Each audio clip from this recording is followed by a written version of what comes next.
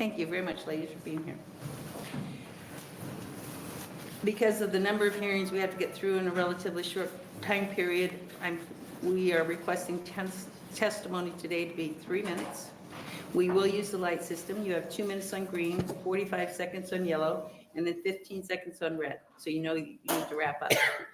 If your remarks are reflected in previous testimony or you would like your position to be known but do not wish to testify, please sign the white form at the back of the room and it will be included in the official record.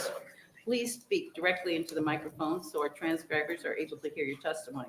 I'd like to introduce the committee staff. To my left is Charles Hamilton, who is our legal counsel, and this is embarrassing. Our clerk today is? I'm Corey here. Corey. We're doing a lot of chit-chatting to get through this. You're not Linda Smith. So now I would like the committee members to introduce themselves, starting at my far right. Kathleen Cowth, LD 31. Dave Merman from Glenville. I represent 8 counties, mostly along the southern tier in the middle part of the state. Brad Von Gillen, Legislative District 4, West Omaha and Elkhorn. Joni Albright, District 17, Wayne, Thurston, Dakota, and a portion of Dixon counties. Good morning. George Duncan, LD 26, Northeast Lincoln. Fred Meyer, District 41, Central Nebraska, north of Grand Island. Because there's a lot going on in a short amount of time, and we have other committee hearings and other bills, if somebody has to leave that's on a committee, please understand that they're not going home and taking a vacation, but they've got other things they've got to do. So, all right, with that, we'll start. Thank you, Senator Blood. Go ahead. Thank you, Chair Linehan, and good morning to all of you, members of the Revenue Committee. Excuse me. My name is Carol Blood, spelled C-A-R-O-L. B as in boy, L-O-O-D as in dog, and I represent Nebraska Legislative District 3, which comprises Western Bellevue and Eastern Papillion. Today, I'm introducing LB 7 to add additional income tax brackets for the state of Nebraska. When I discovered that we would likely have a special session, I decided to promote a short survey asking Nebraskans several questions in reference to property taxes. Over 70% of the hundreds of people who responded said Nebraska needs to do a better job of having wealthier Nebraskans pay their fair share. They are asking for equity and have made this concern loud and clear in their responses. They believe that this small step and other bills we will be seeing this session will work towards the greater good, where we ensure Nebraska is a place where our children will want to live when they grow up, with strong communities that provide for real opportunities for everyone. Changing these brackets is a strong step for this mission. It's my understanding that there's a move for an even higher bracket in the groupings of bills that have been dropped. So this could get even more interesting. This bill is very simple. It provides a 9% state income tax on married couples that make $500,000 or more a year, and a 9% state income tax on individuals making $250,000 or more per year. I view this bill as a necessity for the long-term fiscal outlook of our state. We have to recognize that increasing sales tax is an incredibly unsustainable and unpredictable way to fund our state government because it is not predictable. Creating a more equitable system helps to then focus on the real challenges our communities are facing and not this ongoing crisis of high property taxes that divide us. Hardworking Nebraskans are looking to ensure a Nebraska that is stable for families, a place with good jobs and quality schools. They would love for us to be less like the divisive leaders in Washington, D.C., and show that we are really Nebraska nice. They want us to work for them, not just for the wealthy and well-connected. This bill does this very thing. Thank you for your time and consideration. I will note that because of the short window of time, we were only able to receive a forecast and not an actual fiscal note, but it is looking pretty impressive and it would make a huge difference in our state's revenue. Sorry about that, and thank you. And I'm happy to answer any questions, although it's a pretty simple bill and I know you have a lot of bills today. So, Are there questions from the committee? Senator Albright? Thank you, Chair. Just a couple quick ones. You said that you did a survey of the public. How many people responded to you? at last count, we're up to 449. Okay. And would you be able to provide Yeah, a synopsis how of they it, felt. absolutely. And I then- have to go home to do it because I did it from home this summer, so. It's great. So, and thank you for doing that. Status about those states around us, what are they taxing their folks? Because I don't want to keep people from wanting to come here for that reason either. So, That's a really good question. Since we had this special session kind of shoved down our throats, to be really frank, I didn't research that. I looked for ways to generate new revenue, which really is the base of all of our problems, is trying to find new sustainable revenue. I'm sure that's something we can easily find out. okay, Mostly I was worried about Nebraska and our coffers. great. Thank you very much. Thank you, Senator Albright. Other questions? Senator Cal? Thank you, Chair Linehan. Senator Blood, can you define equitable and fair the way you use them? I can define equitable in the way that we got responses in our survey. It was felt by many that people that generated great income were not paying their fair share. And the people that responded to that survey utilized the word equitable. So I can only define what I've been told, and what I've been told is they felt that unfair also meant that things were not equitable based on the based on the notes on their survey. They were allowed to add something. So it's based on feelings more than anything. I can't tell you if it's based on feelings. I can only tell you what they responded, and they said that they did not feel it was equitable. Okay, thank you. Thank you, Senator Cal. Are there other questions from the committee? Seeing none, will you stay to close? Absolutely. Thank you very much. First, proponents. Are there proponents?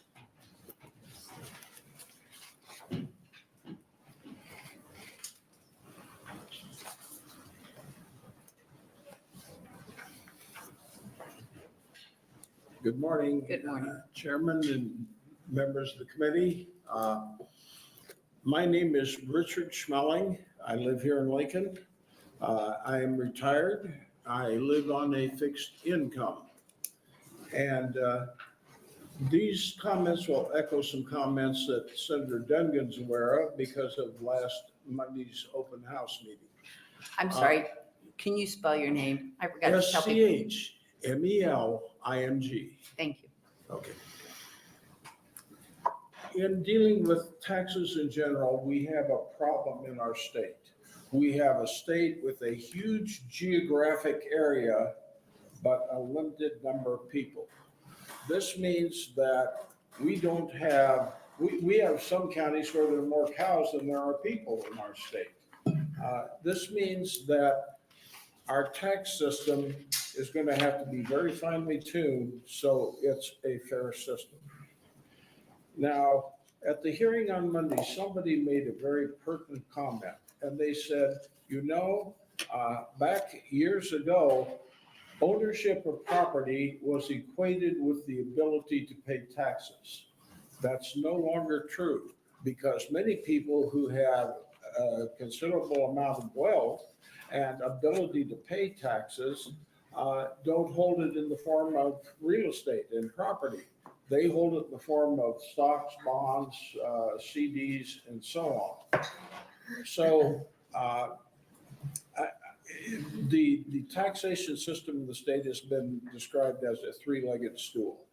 And you have property tax, you have sales tax, and you have income tax. In my opinion, the income tax is the only leg of that stool that's based upon the ability of the taxpayer to pay. Sales tax, I have to pay it whether I'm rich, poor, and can afford it or not. And property tax, perhaps, I'm able to pay it, perhaps that I'm not. So I very much am in support of Senator Blood's bill. Thank you, Senator, for introducing it. And I hope as you deliberate, you will consider that this person would like to see the income tax leg be a little bit longer in our stool. Thank you. Thank you very much. Wait, are there any questions from the committee? Seeing none, thank you very much for being here. Okay, I know this is switch up, but now opponents. Are there opponents?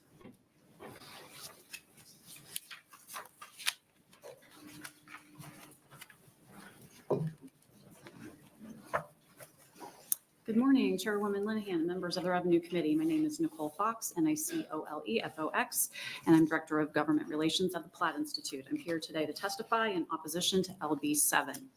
This bill creates a fifth income tax bracket starting in tax year 2025 for individuals earning over $250,000 and married couples earning over $500,000. If Nebraska were to adopt this proposal, it would join 11 other states and the District of Columbia as a state that punitively taxes higher income earners. Under this bill, Nebraska would have the fourth highest income tax rate in the country at 9%, following Hawaii at 11%, California at 10.3%, and Oregon at 9.9%.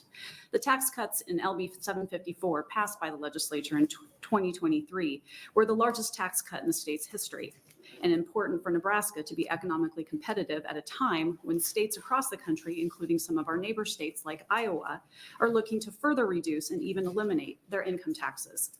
Higher income earners tend to be more mobile, and imposing a higher tax rate on this group of people only incentivizes them to move to lower tax states. Enacting such a tax makes state tax revenue more volatile and unpredictable, potentially leading to revenue loss. More Americans are working remotely, making it far easier for people to move to states with a lower cost of living. A 2024 Tax Foundation report discusses a review of migration data per the annual U.S. Census Bureau report, and it confirms that Americans chose to move to lower tax states over higher tax states. High progressive tax rates are less competitive both for individuals and businesses. While this bill's intent is to target higher income earners, the unintended consequence is that it will also put pressure on small businesses in Nebraska that file through the individual income tax. Non-corporate businesses such as sole proprietors, S-corps, limited liability corporations, and partnerships are often referred to as pass-through entities because the firm's profits are passed directly through to the owners and taxed on the owner's individual income tax return. If this tax policy were enacted, we would be imposing a significantly higher tax rate on our small local businesses. Small businesses are the backbone of our state and also the backbone of many of our communities. A lower tax climate incentivizes investments that improve productivity and create jobs. When higher income earners flee to lower tax states and small businesses are unable to grow, this puts more pressure on middle class families to pay for even more of state and local government. Research clearly shows a correlation between our income tax structure and migration. While the Platt Institute understands that the intent of LB 7 is to generate revenue to use in addressing the state's high property taxes, LB 7 is not the right policy solution to do this. And with that, I conclude my testimony. Thank you very much. Other questions from the committee? Seeing none, thank you very much. Are there anyone wanting to testify in a neutral position? Neutral? Okay, proponents.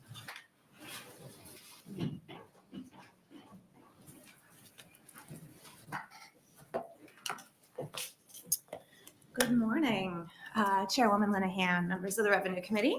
My name is Dr. Rebecca Firestone, Rebecca Firestone. I'm Executive Director of Open Sky Policy Institute. I'm here today to testify in support of LB 7 because it would help make our tax code more progressive. This bill would create a new top tax bracket for individuals with incomes over $250,000 and joint filers with incomes over $500,000 that would be taxed at 9%, while retaining yearly personal income tax cuts for the second and third highest tax brackets that were passed in 2023. Open Sky supports the creation of a new tax bracket for the state's highest earners. The income tax cuts scheduled to come into effect over the next 3 years will cost the state $387 million in lost revenue this year and nearly $750 million by FY 28-29. A new top tax bracket would offset these losses. The preliminary estimates in this bill's fiscal note estimate that this new tax bracket would bring in $500 million in additional income tax revenue this year. However, these savings will not be sustainable in the long term. This is because the current income tax cuts are allowed to continue as scheduled over the next 3 years and will cost the state more each successive year. While the new tax bracket brings in a net increase in revenue for this year, it ultimately may see diminishing returns as the income tax rates for the third and fourth highest brackets continue to decrease through FY 29. Eventually, it may be unable to fully offset lost revenues. For this reason, Open Sky supports LB 7's intent to create a new top tax bracket for top earners also recommends considering the income tax cuts within the middle of the bracket for the long-term sustainability of Nebraska's income tax code. Thank you. I'd be happy to answer any questions. Thank you. Are there any questions on committee? Senator Duncan? Thank you, Chairman, and thank you for being here. You were here for the testimony regarding some of the migration patterns and how they pertain to taxes. Did you hear that part? Yes. Do you have any, I guess, response or any opinion as to whether or not migration is directly caused by tax policy? I mean, we had the testimony said that there's a correlation there, obviously, but there's also additional factors we hear about a lot in this committee, like people move to states where there's higher tourism, better weather, things like that. Has your organization done any research or have any information with regards to the impact of like migration of folks based on tax policy? Thank you, Senator Duncan. Yes, we have done a fair amount of research into the potential causal relationships between taxation and migration. Generally speaking, we see that the most mobile populations of the country are younger people, and predominantly the reasons that younger people are moving are for jobs, not for the tax structure.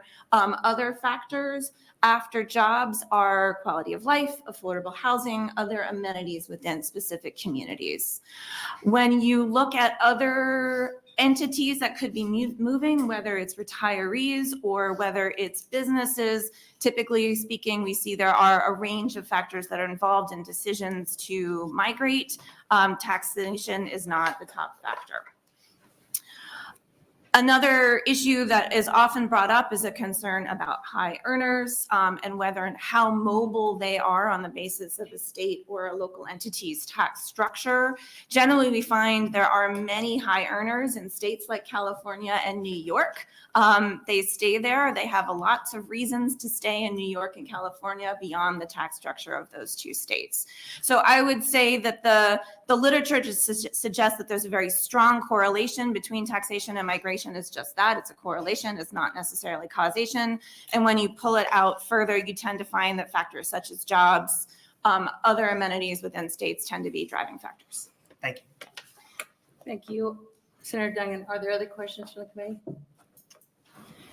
Do you have numbers as to how many people in Nebraska, how many filers in Nebraska are over 250 or over $500,000 in income? I don't have that on at my fingertips right now. We haven't had a chance to model this bill in depth. I think the Yes. Department of Revenue has those numbers. Yes, I would say that the top 20% starts at 142,000. So that's like the top 20% of earners. That's Well, 147. that's a lot That's what they of said. two earner incomes Yes. can get to that. How many? So when you started, I would have to actually check our brackets, our quintiles a little bit more specifically to see where the cut points are for the top 1%, which I want to say that the top 1% starts at about 700,000.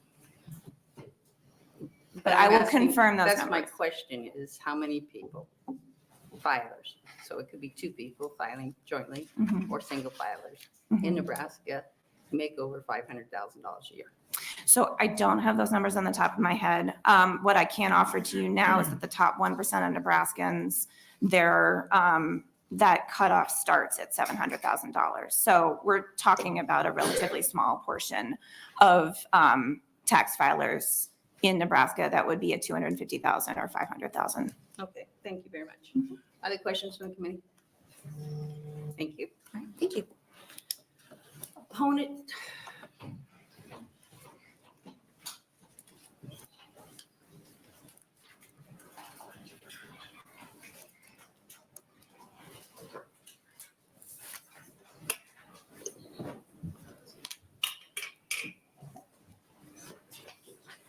Good morning, Chair Linehan and members of the Revenue Committee. My name is Brian Sloan, BRYAN, and I'm president of the Nebraska Chamber of Commerce and Industry. I'm here to testify on behalf of both the Nebraska Chamber, the Omaha Chamber, and the Lincoln Chamber in opposition to the bill. You've heard what the bill does. Essentially, to put a finer point on it, that 9% rate would be clearly far in excess of Wyoming's and South Dakota's rate of 0%. It would be over double the rate in Colorado, which is a 4.4% rate, and it would be much more than double the rate in Iowa, which is the 3.8% flat rate. The effect, as has been stated, would be clearly that Nebraska would cease to be competitive for these kinds of people, and more importantly, for the LLCs and sub-S and flow-through entities and businesses, which are typically small businesses that form in states. We do have double or more than double the tax rate for such businesses. You can expect some business flight out of that. To the point of jobs follow businesses. And so the correlation between people moving for jobs and tax rates is also more than a correlation. But perhaps this is a good, important place to start this special session, because the premise of this special session is in many respects that somehow Nebraska taxpayers are not being taxed enough, either in income taxes or sales taxes, and that's perhaps is the root cause of the property tax problem. The reality is, despite many efforts to address the property tax problem in recent years, over $1.2 billion of property tax relief just in recent years, we've been unable to get to a satisfactory point, largely because of rising property valuations at very high rates in successive years. And so rather than to address the core root of the problem, which is property valuations, most of the proposals during this special session is how can we tax more people and use those revenues and distribute them back to landowners, either directly or indirectly. What I would say is that the truth is that if we're going to address this problem, we need to focus on the valuation issue and the levy issue, but in ways like Iowa, which has a rollback on valuations when they become excessive, or Texas, which changes the levy, not taxing Nebraskans more. And so this notion of we need to raise taxes to create a pot of money to eventually solve this problem is simply what we've been doing for the last 30 years. And so this is a problem that we need to focus on the core issue. And the core issue is we'll see, is our sales taxes are very comparable to the states around us. So creating one problem to solve another is not going to solve. I'd be happy to take any questions. Thank you, Mr. Sloan. Other questions from the committee?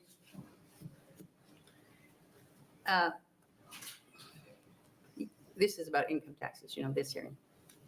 Yes. Yes, okay. I didn't know.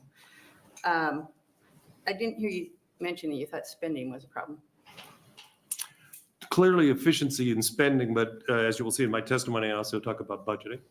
Our budget process is particularly on the education front. Put our local leaders in a difficult situation from a timing standpoint. And so, and you know more better than anybody that I know, all that goes into school funding, budgeting.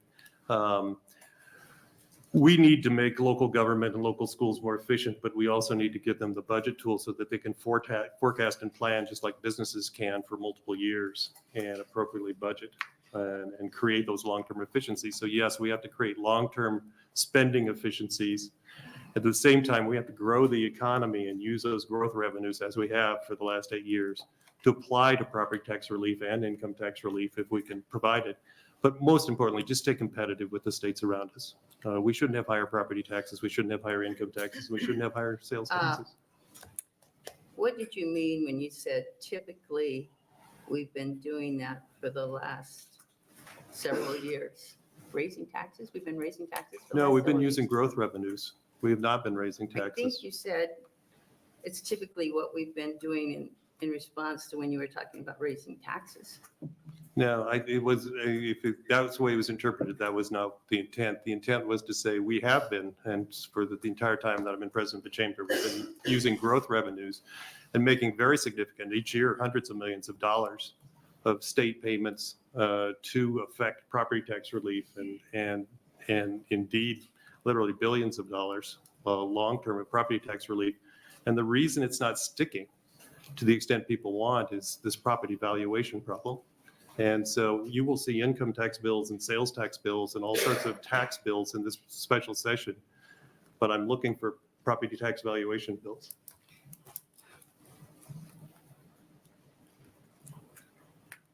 I don't see how somebody's valuation going up means they have to have higher property taxes, but I would agree. maybe you can explain that when you come to the I would next agree. And hearing. I think that's why other states have guardrails on how fast property tax valuations can really go up. Now, the real valuation may go up, but in terms of how we value it for property taxes, there needs to be some governors on that. So does the chamber have a plan to do that? I think what we would argue is instead of doing this in the special session in a couple of weeks, that we take a hard look at the states where it's really working and find the guardrails that really work and come back in January and enact something that truly would be effective property tax relief. Given the plans we've seen, that's really not going to delay the process because all the plans I've seen require education reorganization within the next 2 years from the legislature. I think looking at what's actually working in other states would be a good start and using that data. Any other questions? Thank you for being here. Thank you very much. Anyone wanting to testify in a neutral position? Proponent? Opponent? Senator Blood, would you like to close? Yeah, I told you we were out on mine today. I know. I appreciate you. I hope everyone's watching. Hold on. I would just like to back up that she just said she appreciates me too. I appreciate that we don't have I'm just teaching. All right, let's unpack some of this very quickly because I promised I would expedite everything I do here today. So I just want to remind everybody that the average household income in Nebraska at the last census was $95,547, substantially less than the bracket that we created. And so when somebody says, well, it's just their feelings when it comes to equity, that may very well be their feelings, but the data also shows us that there are people that are generating much more income that may or may not be taxed at a fair level compared to the people who make much less than them. I don't have to agree with it, but I agree with the data that has been sent to me that people feel this way. So I listened to the opposition, and the thing that we learned, what we already knew, is that jobs follow businesses. And I go back to when Senator Albright, Senator Linehan, myself, I think that's all that was here. When we first came into the body, there was so many corporate handouts that had no metrics on it. Do you remember that? Where we brought businesses to Nebraska and we gave them money so they could create those businesses in Nebraska, and they didn't have good paying jobs because we didn't ask them to do that. We talk about how the sky is going to fall if we do this, but that is not what happened in the other states that I mentioned in my introduction when they raised their brackets. They're always going to come in and say, this is bad for business. This isn't about lowering property taxes, but it is, because Nebraska has a revenue problem. We have a revenue problem. The other thing is an issue as well, but today we're in revenue.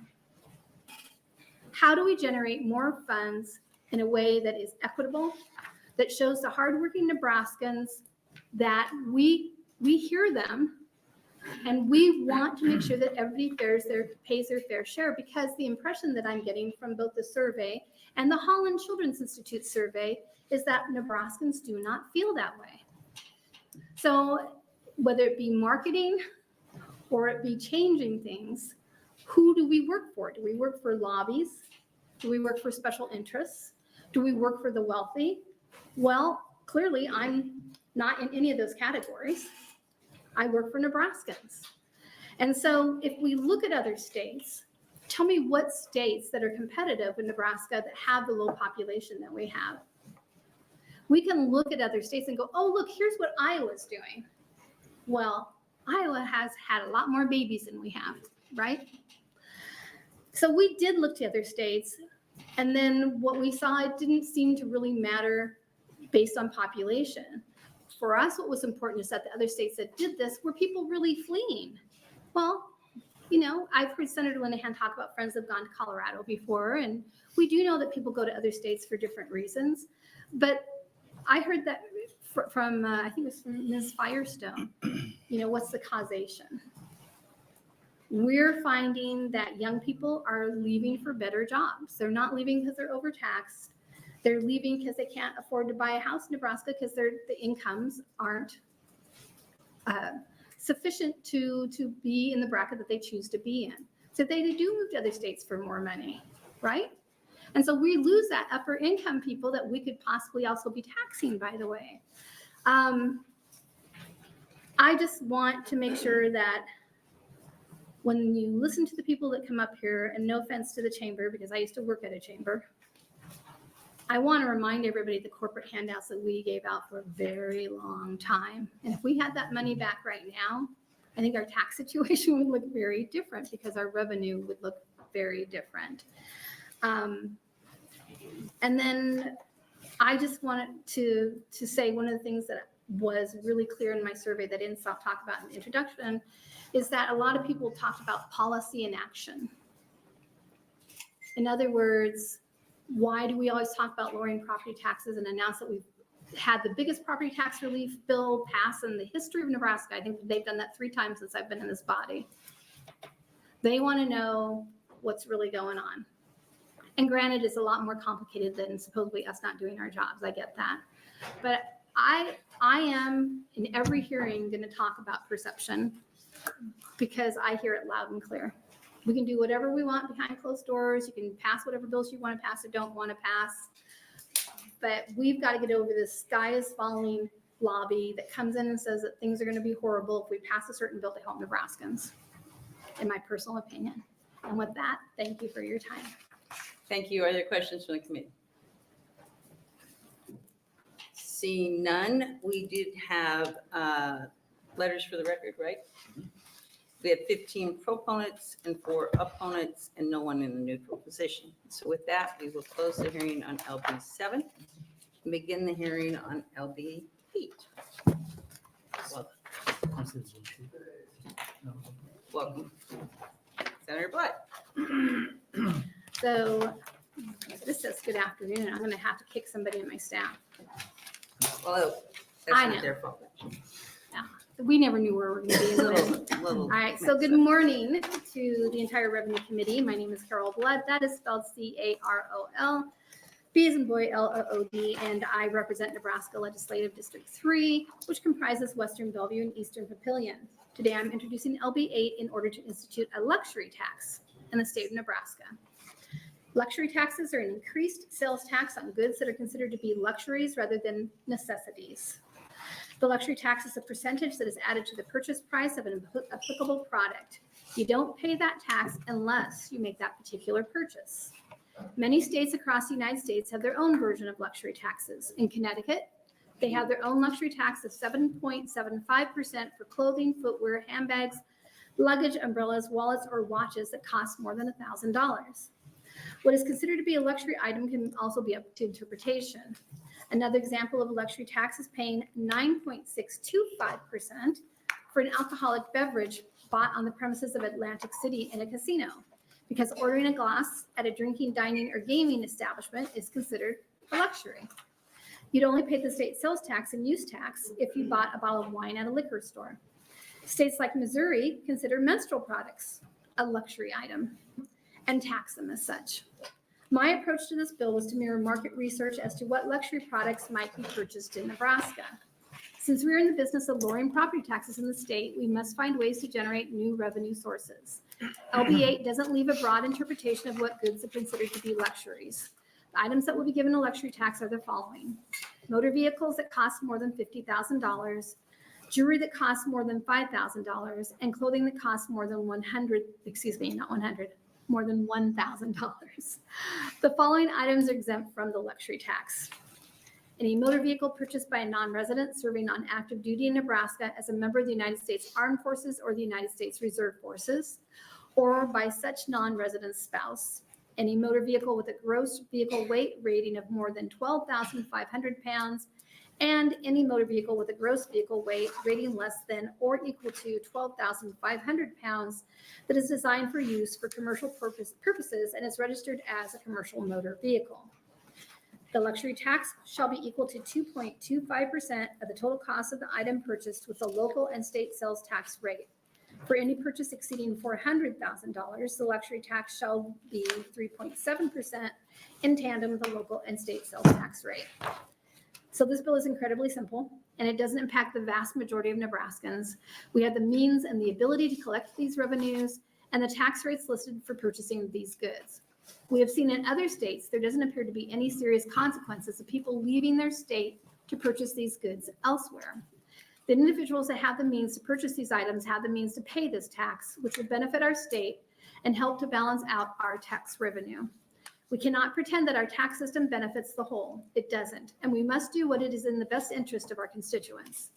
In closing, I'm guessing that there will be opposition from the auto industry and maybe others, as always, will tell you that this will kill the luxury market and cause border bleed as wealthy folks run to other states to buy their cars. I should put that in my first one. We researched the tax over a 10-year period, not just in the United States, but places like Canada. And this is just not what happened. We do know that the federal tax meant to pay down the federal deficit on yachts was too oppressive. It did affect the industry. However, that was a much different story, and our tax is very limited. As many of you know, I did a survey recently and heard from Nebraskans across the state.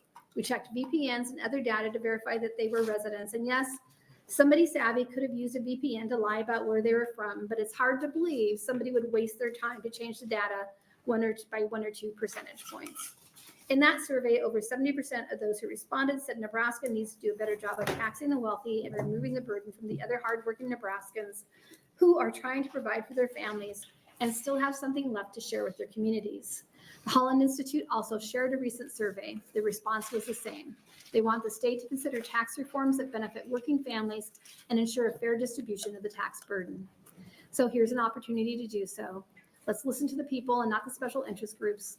Let's be bolder and better this time around and truly consider every idea, not just your own ideas or that of the governor's, because when we combine all of these awesome ideas, we will have sustainable revenues for sustainable property tax relief. Let's be bold, let's be brave, and I thank you for your time and consideration. Thank you, Senator Blood. Are there questions? Senator Blowstar, then Senator Von Gilleren. Thank you, Chair Linehan. Thank you, Senator Blood. So there's 2 tiers. I'm just trying to understand this. So there's 2 tiers for motor vehicles.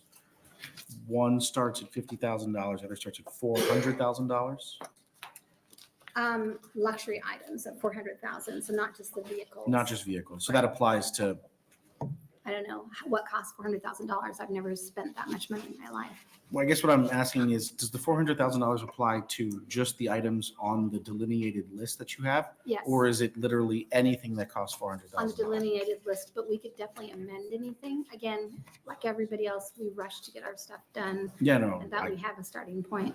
What I suppose what I was trying to figure So out we is, have a separate one for a house. That's gonna, Okay. you're gonna come in, that's gonna come in front of you as well for housing.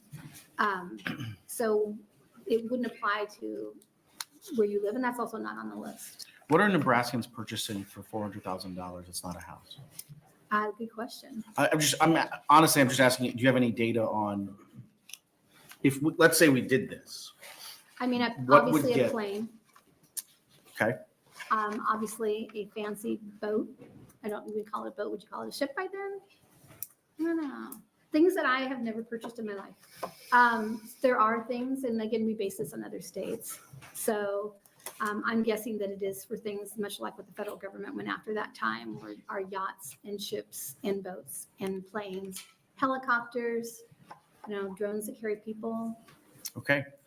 Can you talk to me a little bit about the exemption you have on the motor vehicles Mhm.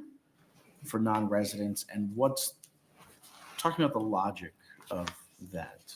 Well, off at Air Force Base. And I guess what I'm asking is if a vehicle is determined to be a luxury for a Nebraskan and not a necessity, why wouldn't that be true for non-Nebraskans as well? I think that's a really good question, but I stand behind the previous exemptions that we do for our military as a way to thank them for their service. And so it's specifically in reference to companies that have to do business with vehicles of that price range. The commercial Their side, I price. understand. But for me, I will always have exemptions for the military because they get a raw deal. They move every 2 years. If they buy a more expensive car, it's usually because they've been in combat and got extra pay. It's something that they do for themselves because they have that extra money at that time. I don't think it's a large portion of people from the base that will spend this amount of money on vehicles, but they do. And I see it, and usually the ones that I've seen that have done it are people that have served, and they've served in combat, and they've gotten the combat pay, and they come back and they do something nice for themselves. I am very open to any changes being made on any bill that I bring to revenue. I am trying to set a foundation and a starting point based on the data that I collected over the summer. But for me, I include this as it is included in many other states with luxury taxes, by the way. Thank you. Thank you, Chair. Thank you, Senator Boster. Senator Von Gillen. Thank you, Senator Blood. Your bill states that the revenue would go towards a general fund. So this bill does nothing to reduce property taxes, which is what we're here for. Is that correct? Well, actually, that's not true. Because if we are trying to balance the three-legged stool and make sure that everything is funded appropriately, we won't be, I want to make sure I say this right, not what I heard Senator Slama say. We won't be stealing from Peter to pay Paul. So I just want to make sure that we are balancing things out so we can do appropriate property tax relief. Okay, thank you. But I hear what you're saying. Thank you. Thank you, Senator Von Gillen. Are there any other questions from the committee? Seeing none, thank you. You'll stay to close. Oh, yeah. First up, proponents. Do we have any proponents?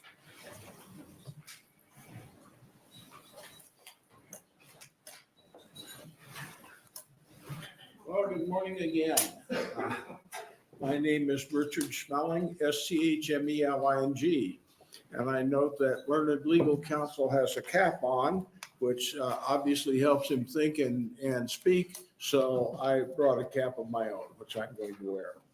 But I'm doing that to introduce you to me a little bit further. I am retired. I'm on a fixed income. I get Social Security and I get an Agent Orange disability. I served in the U.S. Army in Vietnam and I got an honorable discharge. Do I pay property tax? I'm renting. I'm living on the VA campus, but I pay property tax. Would I be paying property tax when I lived at Thomas Brook Apartments? Yes.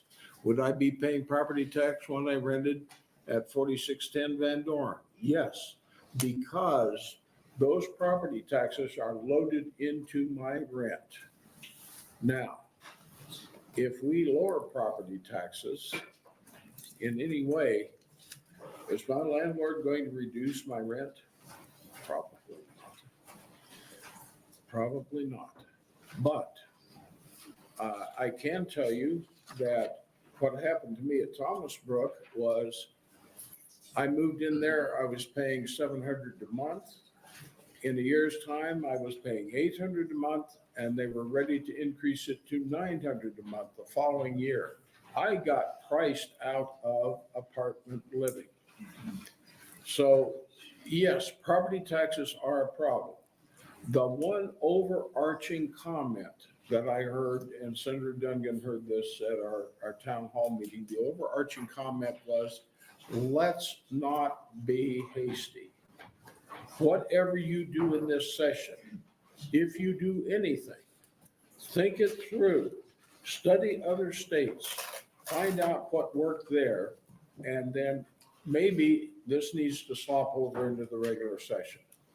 As far as the argument about tax migration, people migrating because of taxes, I don't see Warren Buffett getting ready to move from Nebraska in any big hurry. I don't see the governor going to move his hog operation out of Nebraska. And I darn sure well don't want to go to Florida, even though they have no income tax, because I like our climate up here. And I have been to Florida and it is hot and humid. Thank you. It is indeed. Wait a minute, are there any questions from the committee? Oh. Seeing none, thank you Okay. very much. Are there opponents?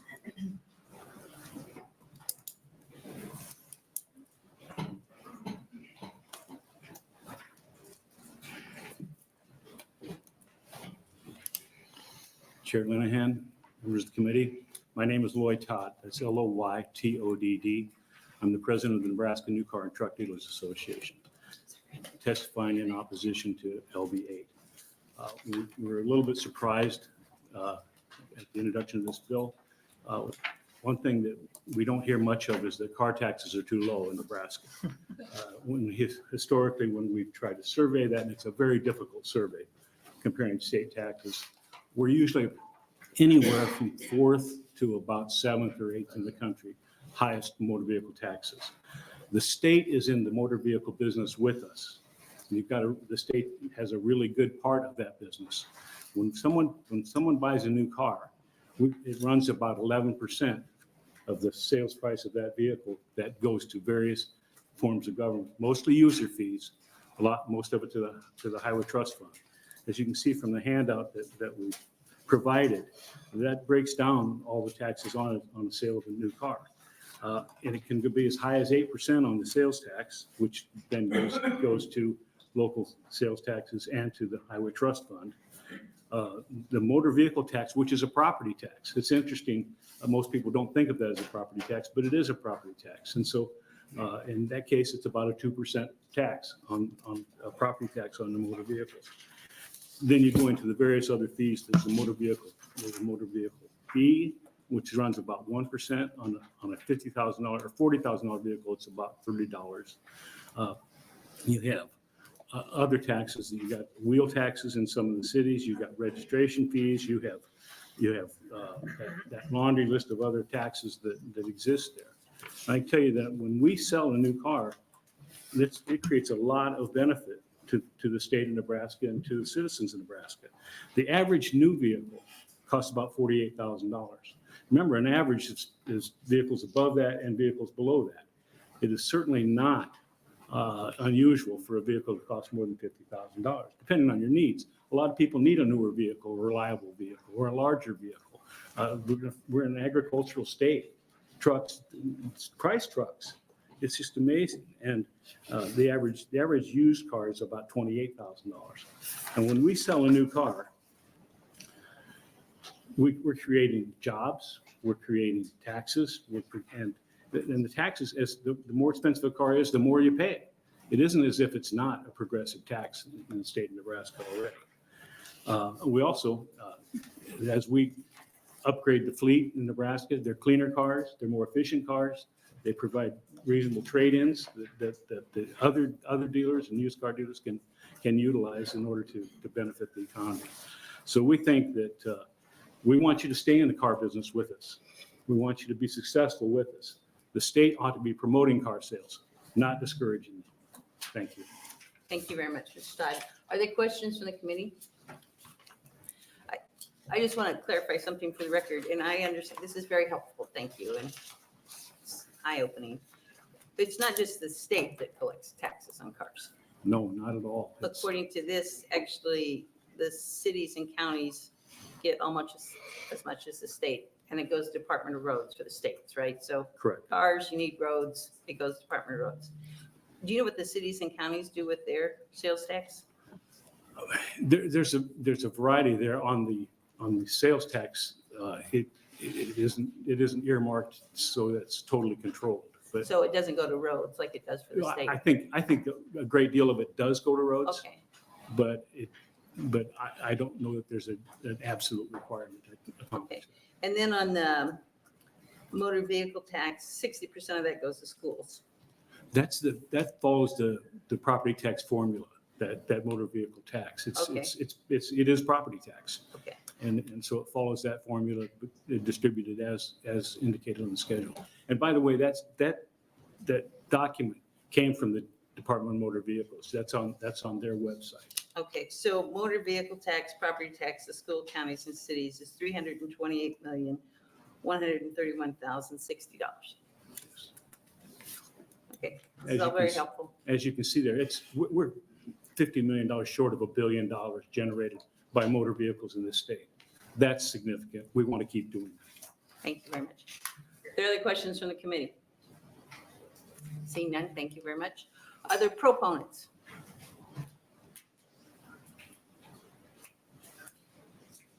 Proponent?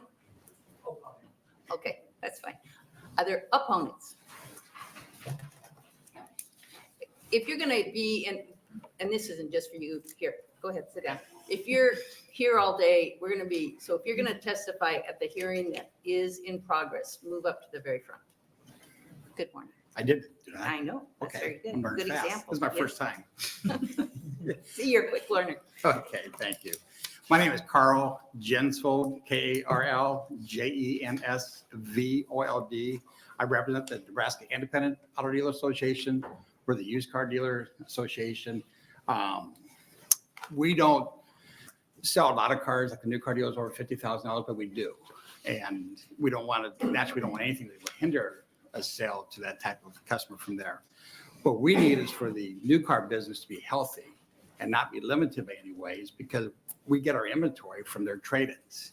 And so we need a good supply of local trade-ins, local business. We need those big dealerships to be successful, sell cars, and work from there. So from our standpoint, we just need not extra taxes on, if we do occasionally sell that $50,000 vehicle, which we do occasionally, but we need the new car dealers to be successful to move from there. Yeah, so we just need a healthy car business. Thank you. Are there any questions from the committee? Seeing none, thank you very much for being here. Are there there's no opponents? Are there other proponents? Excuse me. There were no other proponents. Are there other opponents? Okay.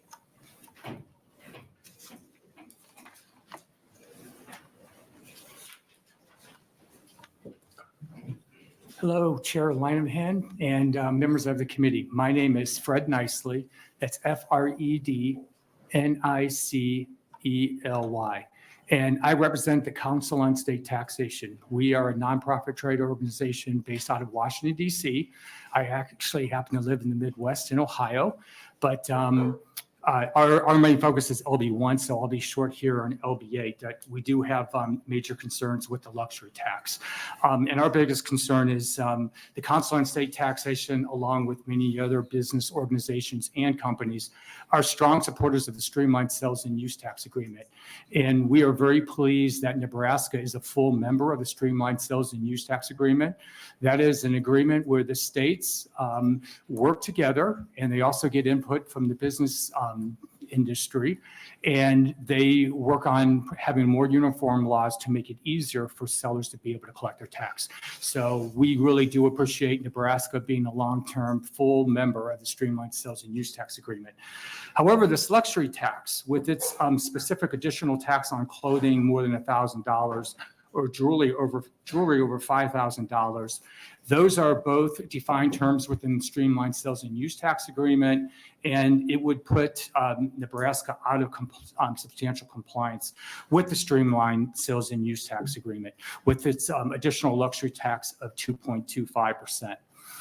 So just based on streamlined sales tax, we oppose this bill, but we also oppose it in that it adds a lot of additional burdens for sellers to be able to collect this tax, and also to make the necessary system changes to be able to file the returns and correctly calculate the tax. So I'd be happy to answer any questions, but I wanted to make sure it was on the record that the Council on State Taxation, also known as COST, we oppose LB 8. Thank you. Are there any questions from the committee? Senator Dunn? Thank you, Chairman, and thank you for being here. I've gotten this question from some constituents, and so if you could just answer it, I think it would clarify some things. What is the benefit of being a part of the Streamlined Sales Tax Agreement, and what is the consequence for falling out of compliance with that? Yeah, Senator Duncan, that is an excellent question. And there's multiple benefits. I think the biggest one is it enhances the state's revenue collection, because you have a system of 23 full member states that have uniform laws, and also a registration process that makes it easier for sellers to be able to collect their tax. It's a win situation for your in-state sellers, because your in-state sellers are very often also selling goods to other streamlined states, so they can operate under the same uniform definitions and procedures. And it's definitely a win for out-of-state sellers selling into Nebraska, which makes it easier to collect their tax. So they're going to be less resistant to registering to remit the tax in your state. So it's good tax policy. It's been around, they've been working on the streamlined sales and use tax agreement since 2020. It was fully implemented back in 2005. And really encourage Nebraska to stay a member and, getting out of compliance. I'm not saying that immediately some remote sellers could stop collecting, but it's not going to encourage sellers to want to voluntarily register and collect Nebraska's tax. Thank you. Thank you, Senator Duncan. Other questions from committee? I think you misspoke, but maybe not. You said it began in 2020. You mean 2000, right? Oh, I'm sorry. Yes, it began in streamlined sales tax. Appreciate that, Chair. The project began in 2000 and the agreement was fully implemented in 2005. Appreciate the correction. And then I think Senator Duncan asked you what the penalties were for not following it? I'll address, there is a sanction process, and the sanction process, I think appropriately starts light, where the state legislature and the governor are notified that there is a compliance problem. Typically, that can last 1 or 2 years. Then it usually progresses where a state will lose its ability to vote on certain amendments to the agreement. And then ultimately, it could lead to the expulsion of the state. But that's a process that has not been used yet. Okay, thank you very much. Other questions from the committee? Thank you for being here. Thanks. Are there other proponents? Anyone wanting to testify in a neutral position?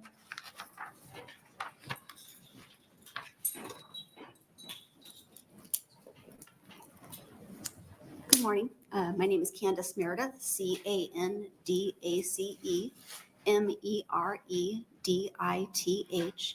I am the Nebraska Association of County Officials Deputy Director, otherwise we're known as NACO, and we're here just to testify in a neutral capacity. And this is basically just a recommendation for the collection of the motor vehicle electric tax to possibly lessen the point of sale administrative burden for dealerships and ensure the consistency of that taxation.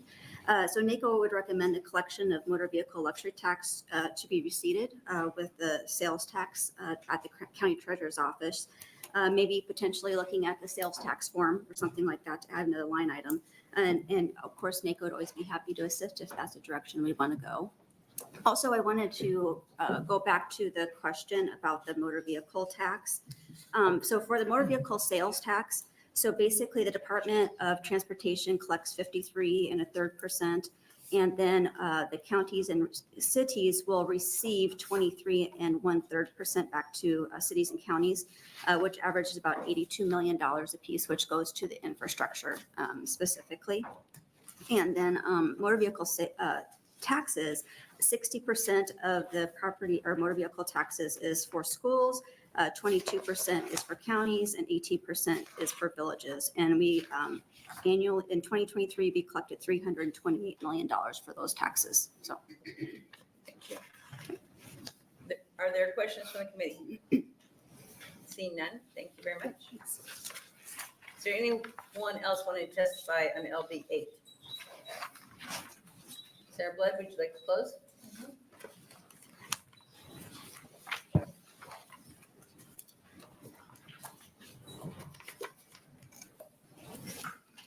I'm going to be very brief. What I like about having hearings and committees is that you have the ability to take something and mold it into what you would like it to be, or of course, the film. I got the idea for the luxury tax because a well-known person here in Nebraska got PPP loans because allegedly their business was struggling, which I saw it was not. And a person who was a family member who worked for the company and went out during that time and bought a Maserati. And I thought, gosh, other people are struggling right now. This doesn't seem right. What can we do at our level to maybe bring to light that we understand that a lot of people had to struggle the last few years? When I hear the auto industry say they need you to help them out, I'm pretty sure the federal government helped them out quite a bit. And the corporate people at the top of the food chain still made quite a lot of money on top of us bailing them out. I think sometimes we forget what's going on behind the scenes because we don't want to make people angry. And that, I get that. But I also know that when they sell a car, they put a piece of paper in front of you and they basically try to sell you on the payment, not the overall price of the car, right? Last time you bought a car, didn't they put a piece of paper in front of you and go, okay, this is the cost of the car, these are the taxes, here's your payment. And they concentrate on the payment. And you ever notice that they never talk again after they do that? Because you know what the rule of thumb is, whoever talks first loses, right? That's what they teach their salespeople for future reference in case you go and buy a car. I know that taxes are never popular, but I also know that we have the ability to make things better. And what does that look like? And this was meant to be a starting point, and this was meant to have people start thinking about, well, what can we do better? I would not have my feelings hurt if we found some middle ground and found a different way to do it. I'm fine with that. That's what amendments are for. But I also want to remind people the perspective, right? We have helped out the auto industry a lot, and airlines and other industries. And it's funny that the people at the top of the food chain continue to make money. I am angry every time I tell that story of the Nebraskan that got PPP loans, who didn't pay it back, and whose daughter went out and bought a Maserati because they were struggling so hard. That seems wrong to me. And I don't fault people for having nice things when they work hard. But I do fault people for sucking off the tea to the government and then doing what the hell they want and laughing all the way to the bank, as do my constituents. And so I'm sorry that I keep bringing these things forward to you because I know you're going to have a long day. But I just really want you to be thinking about who we work for and how we can make it better. And we can have the money go wherever we want the money to go with an amendment as well. So with that, I'm going to close because I promised I would be concise and not waste your time today. Thank you, Senator Blood, Senator Merman, and then Senator Boster. Thank you. Does the $400,000 property include agricultural land or commercial property or agricultural machinery? I don't think this bill pertains to property whatsoever, and it pertains to vehicles, not machinery. If you look at the exceptions that we put, it's things like trucks that you're driving across country, trucks that are hauling feed or things for farms. Those are vehicles that are too big to even be considered for the luxury tax. And this is, again, where your committee could come in handy, where you could further define, much like the DMV does for the ag vehicles. So it doesn't include It large trucks or machinery? It doesn't, based on, I think, the description, but if you don't feel that it's defined well, it's an easy fix. How about land or No, not commercial land. property? No, not land. We're talking about luxury taxes on property, on things that are not necessities. Thank you. Thank you, Senator Merman. Senator Boster. Thank you, Chair Linehan. Thank you, Senator Blood. I'm trying to understand the motor vehicle side because it's a different kind of transaction. So if I wanted to buy a $60,000 car, let's say that we passed this bill, but I come in and I trade in something with a value of $20,000.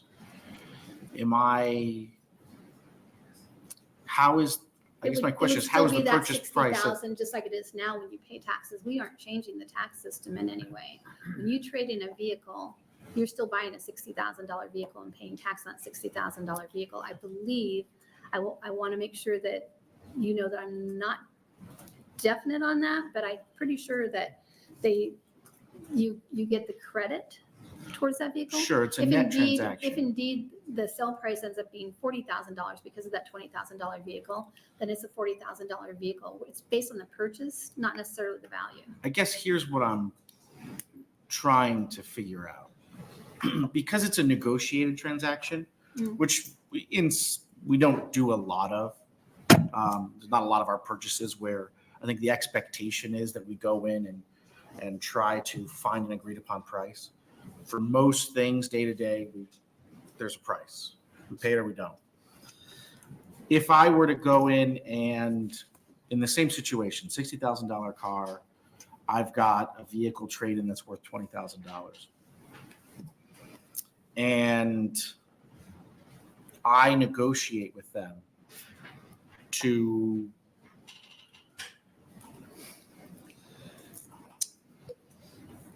I say I want to buy the car at 49,000, not 60,000.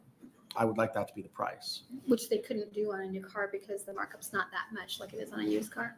But then they say, well, then we can't take your trade-in for 20,000, but we can take it for 9, 10, 11. Why would they care? They get the same amount of money.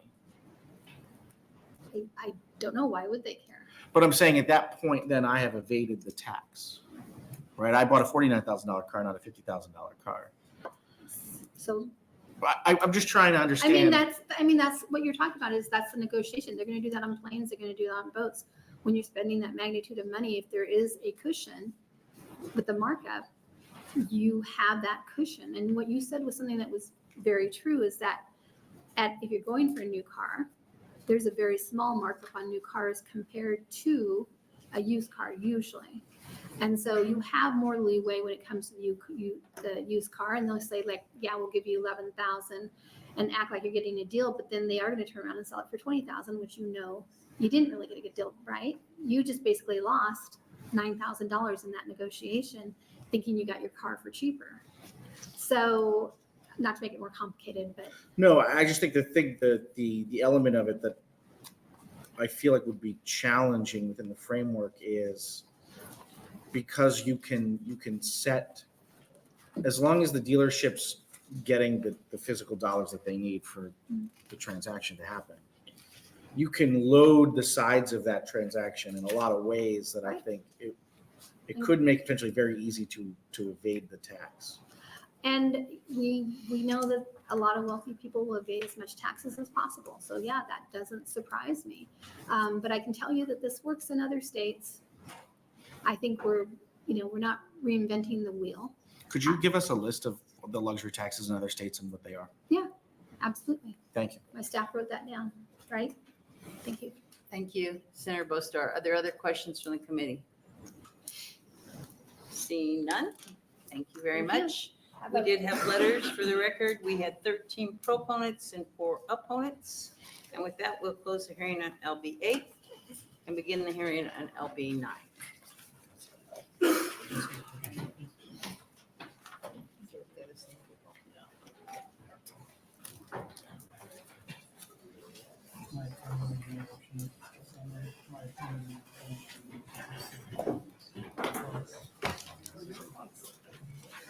It's good to see.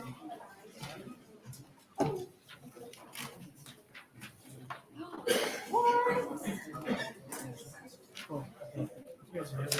gotta go already. Got a bunch of stuff in here.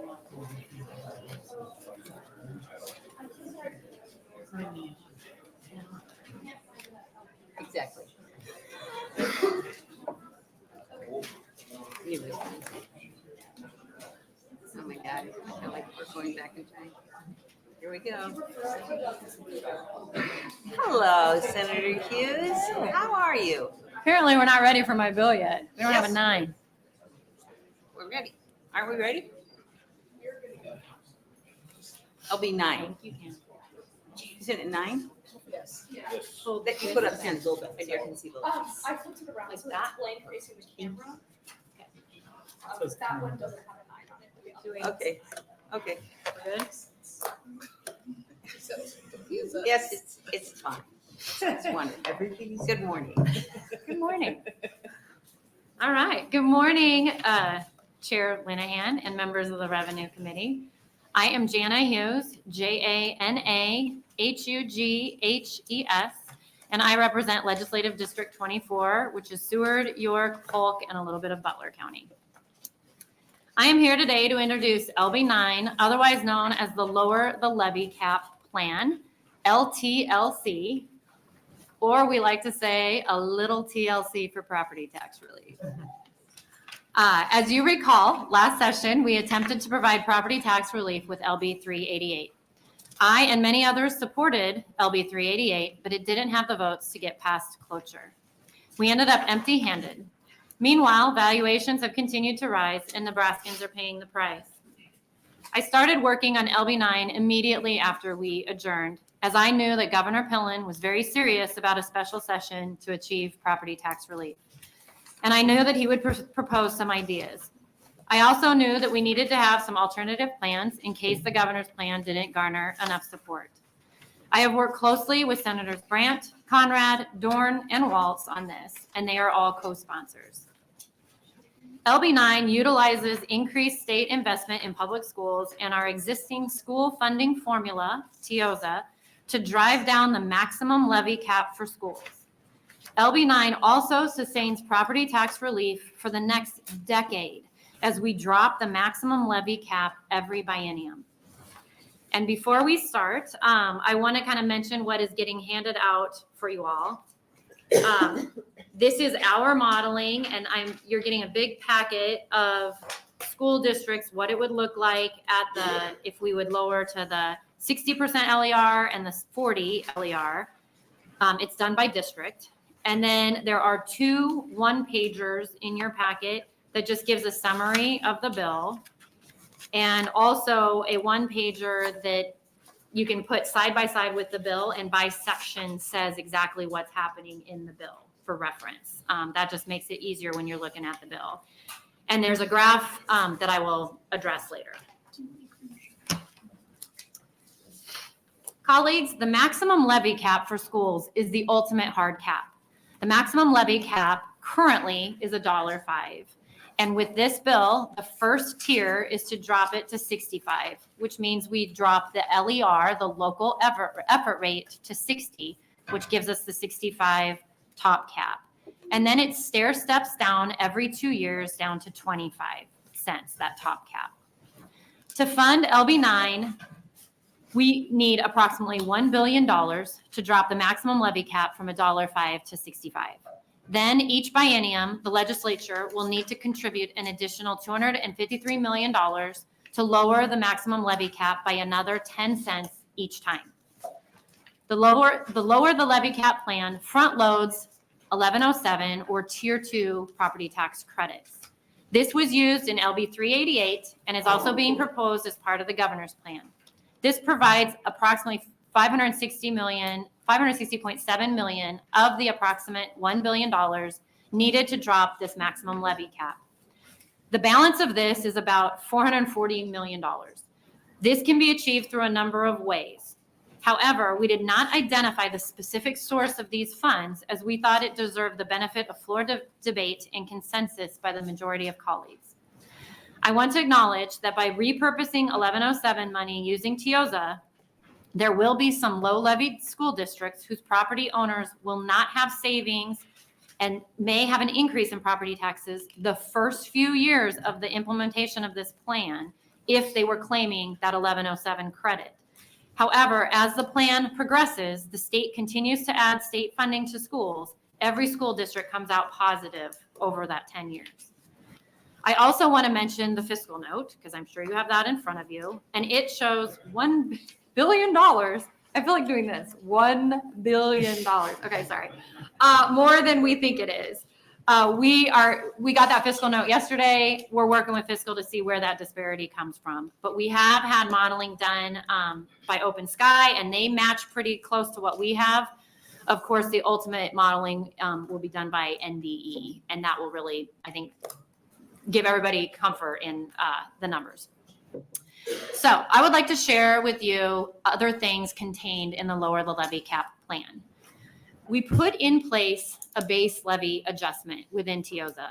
This does not require a school district to have a minimum levy. The intent of this is to make sure each school district has some local contribution to their funding. The base levy adjustment is currently a calculation based on what the school would potentially tax at a rate of half of their local effort rate and adjust state aid accordingly. This language can be approved upon pending feedback from NDE and our schools. So for example, when we start out with the max cap of 65, The LER is 60 and the floor will be 30. At the next biennium, the max cap is 55, which means the LER is 50 and the floor would be 25. So it's half of the LER would be the floor. So we're slowly squeezing levies closer together as the 10 years goes by. I personally fundamentally believe that some local property tax should be used to pay for their local K through 12 schools. The bill as currently written will have all general fund levies between 65 and 30 the first 2 years, and then between 55 and 25 the following 2 years, and so on. Maybe there is a floor or base levy adjustment that we don't want to go beyond, and that is something that we can discuss. I have heard concern from some constituents, especially in rural areas, that if the state assumes 100% of their general operating fund of schools, that they will lose local control. Right or wrong, that is a concern. And with lower the levy cap, we do not take schools down to 0. So that is not an issue. We also, in this bill, build in a safety net for our public schools if we, as a legislature, fail to provide the funding that we promise under the lower the levy cap plan. This is similar to what we did for the community colleges. If the legislature does not fulfill their obligation, the public schools can levy property taxes to pay for their schools. The pressure is on us and all future legislatures to fill the promise or face telling voters that we are actually increasing their property taxes. We have also included the language from LB 388 regarding levy overrides. A school under current law can pass a levy override by a vote of the school board and choose to bank that authority for a future year. We tell them in this bill they can override it, but they have to use that extra authority or lose it. We are also placing an incentive for schools to come in under the 3% base growth percentage. That is the problem with a hard cap on growth. You guarantee that everyone will be at that 3% or CPI or whatever the proposal is. There is no incentive to ever go below. We put in the bill that if the school comes in under the 3%, then they can carry that unused authority for a future year when things might change and that they need it. We also take the special building fund outside the tax authority calculation. We realized early on when we dropped that maximum levy cap down to 65 and below that some schools would not be able to put 1 penny into their building fund. So this is the fund. I'm sure most of you, a lot of you on education also know that the special building fund provides the ability to maintain and repair school buildings. We didn't feel that that was our intention or desire. And so that being said, the current special building fund maximum levy cap is 14 cents. If LB9 passes, I think we need to look at dropping that down to a lower amount because now it's going to be outside of that tax authority calculation. That is a conversation for next year. We have also changed valuations within TIOZA. TIOZA, as you recall, is a needs minus resources to equal your state aid for education. There are total valuations of agriculture, commercial, residential, and other real property are counted as a resource. For decades, as these valuations rose, so did the district's resources, and generally speaking, this ended up putting more and more burden on property taxes to pay for our schools. TIOZA was never intended to be a static formula. It was intended to be adjusted to accommodate things like explosive growth in valuations. However, for the last 10 to 15 years, as valuations has increased, the state was more than happy to let local state property taxpayers handle more and more of their school funding as it made the state budget look really good. I am happy that we are at a point that we have a governor that is serious about tackling this issue and willing to help our schools out with increased state funding. I'm going to answer the question that everyone asks. Why does ag land valuation in TIOZA drop 30% and residential and other real property only drop 10%? The lower the levy cap plan attempts to put valuations back to the average level that they were over the period of 1997 to 2007, a period of relatively stable valuations here in Nebraska. So why does it take a bigger percentage drop, 30% in ag land, to put it back to the average level of from 1997 to 2007 versus the smaller drop, 10% for residential? Since 2007, was the end of a relatively stable year for valuations. Residential property valuations have increased by 213%, while ag has increased by 336%. That's interesting, but it doesn't tell the full story. That 213% valuation increase came with a 10% increase in growth with the addition of over 80 housing units. 80,000. 80 would not be very much. 80,000 housing units. Meanwhile, the 336 increase of ag land valuations since 2007 has happened with the loss of 1.5 million acres of land, of ag land. So in visual terms, because this helps me out, 1.5 million acres is the size of Senator Albright's entire legislative district, Lancaster County and Douglas County. That's how much ag land has been removed from the book. Do I have a time limit? Oh, okay, sorry. I thought that popped on and I'm like, wow. Okay. There's no time limit on that. Squirrel. Okay, so I'm like, wait a minute. There's time you'll lose this, but. That's fair. I'm kind of almost done, but not really. Sorry. Okay. So since 2007, that amount of ag land has been converted to other forms of land for homes, apartments, services, schools, etc. Of course, 80,000 new units requires land. So while the growth in residential valuation is substantial, its impact and is impacting people, it's being diluted by their growth.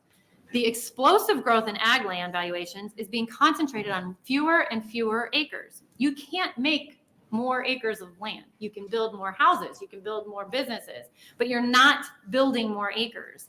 So doing the math gives us a 10% reduction for residential and a 30% ag, again, inside of the TIOZA formula.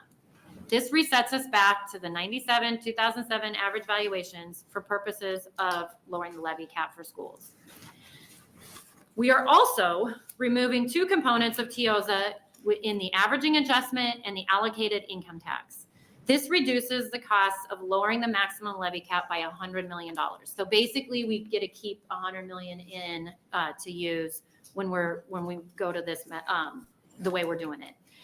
Everybody says TIOZA is too complicated, and so we're just trying to eliminate a little bit of that complexity.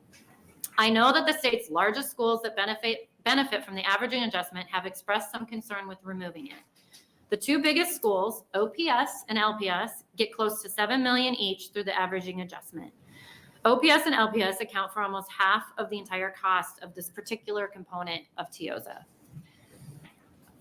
You have printouts of what our modeling shows the new levies will be for schools. That's the big pack by district, and what it means in terms of property tax relief for those districts and how much increased state aid would be going to those districts.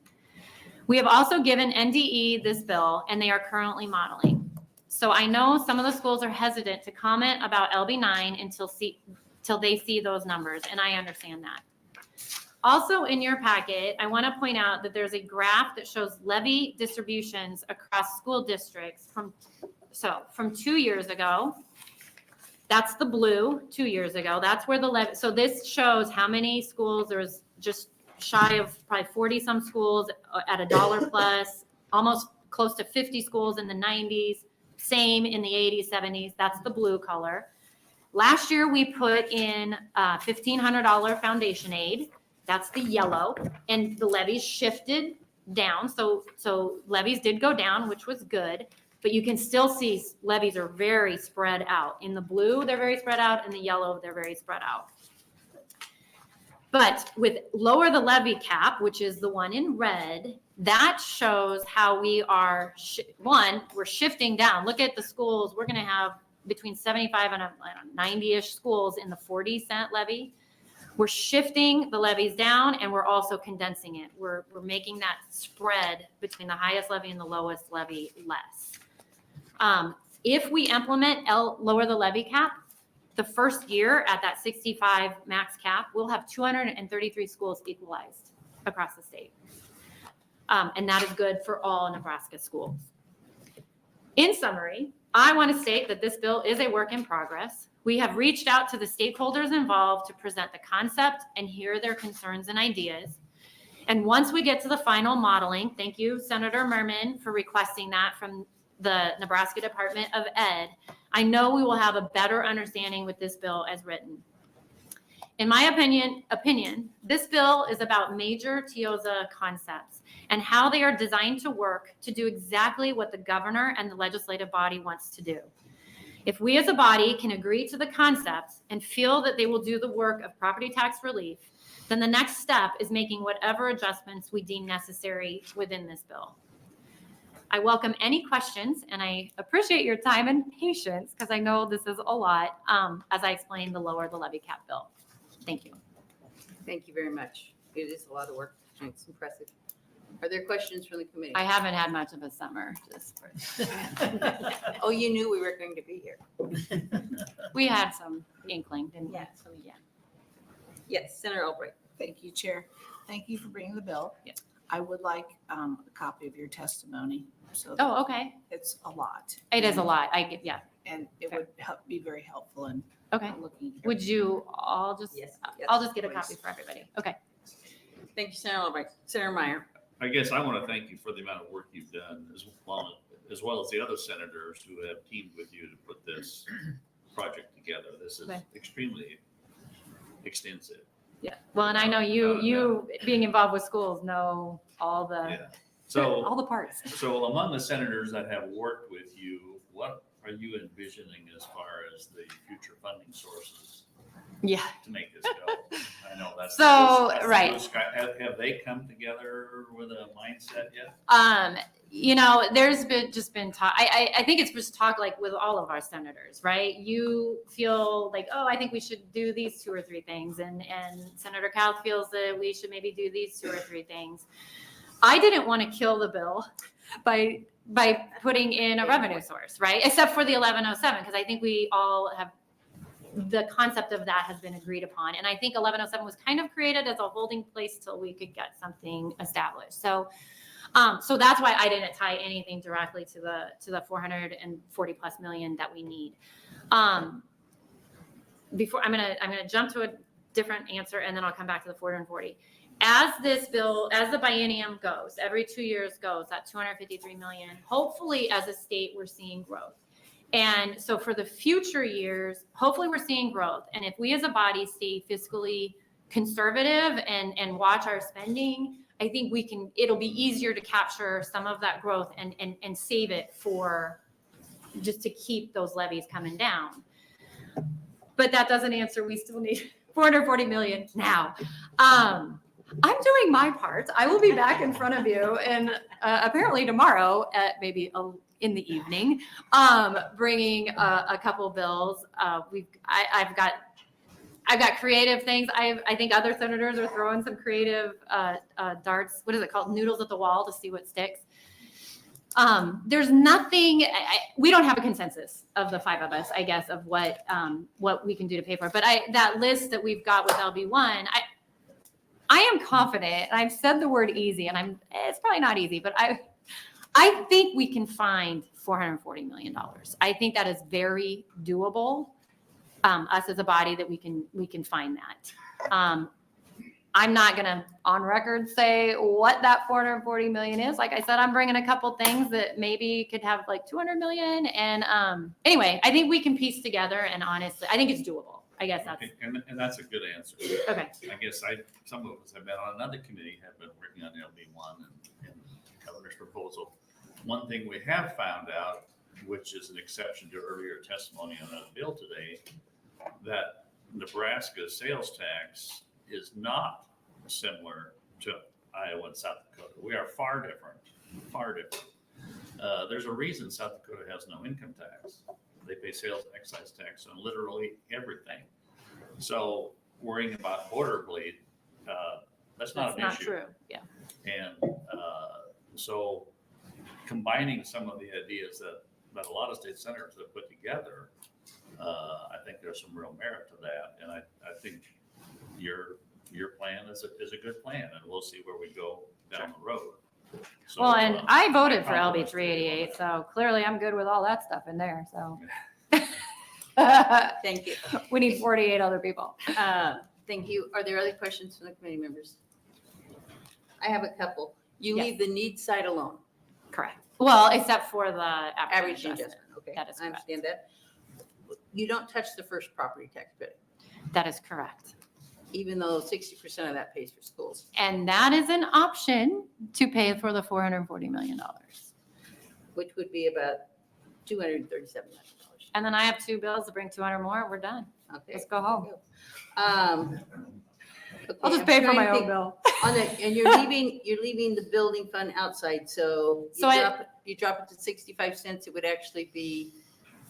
So the building fund right now has to be, for your authority, Inside the is $1.05. inside the $1.05. Right. We pulled it out because so many schools will be butted up to that 65 that they won't even be able to put a penny to the building fund. Okay. And so so in my bill, it leaves it on the outside. However, I think we have to come back. I don't think it needs to stay at 14 cents. That's I been a think conversation for a few sure. years. And if we're pulling it out from under the big umbrella, we've got to address that. I'm not going to say, is it 4, 5, 6? I don't know. I also want to run the numbers on smaller school budgets. When a 4% on a small budget might not even give you enough to put on a shingle. You know what I mean? So I think we have to look at how it affects all schools and then make adjustments accordingly. But for sure, that needs to be addressed if this bill passes with that on the outside. Is there any cost controls? Like the levy's gonna go down. And yes, let's say it goes. So that hard cap is coming down every 2 years. And then hard cap, what do you mean? Well, the max levy cap, the $1.05 now. But it wouldn't control valuations. But no, there's nothing to control valuations. So it doesn't. This doesn't stop. So you're right. So your point is, if we would do this bill and just leave it at the 65 and not do the decades of relief, valuations will keep rising because we're not making more ground and housing is going to keep going up. We will be back in the same place potentially if we don't. And that's why we're stepping it down, because as that LER drops, that should negate any rise in valuation. Does that make sense? Yep. Yeah. Okay, any other questions on the committee? Seeing none, thank you very much. Thank you, guys. I know it's a lot. Okay, so we're gonna do this proponent, opponent, neutral. So if you're gonna testify in this hearing, you need to be close to the front. So we'll start off with proponents.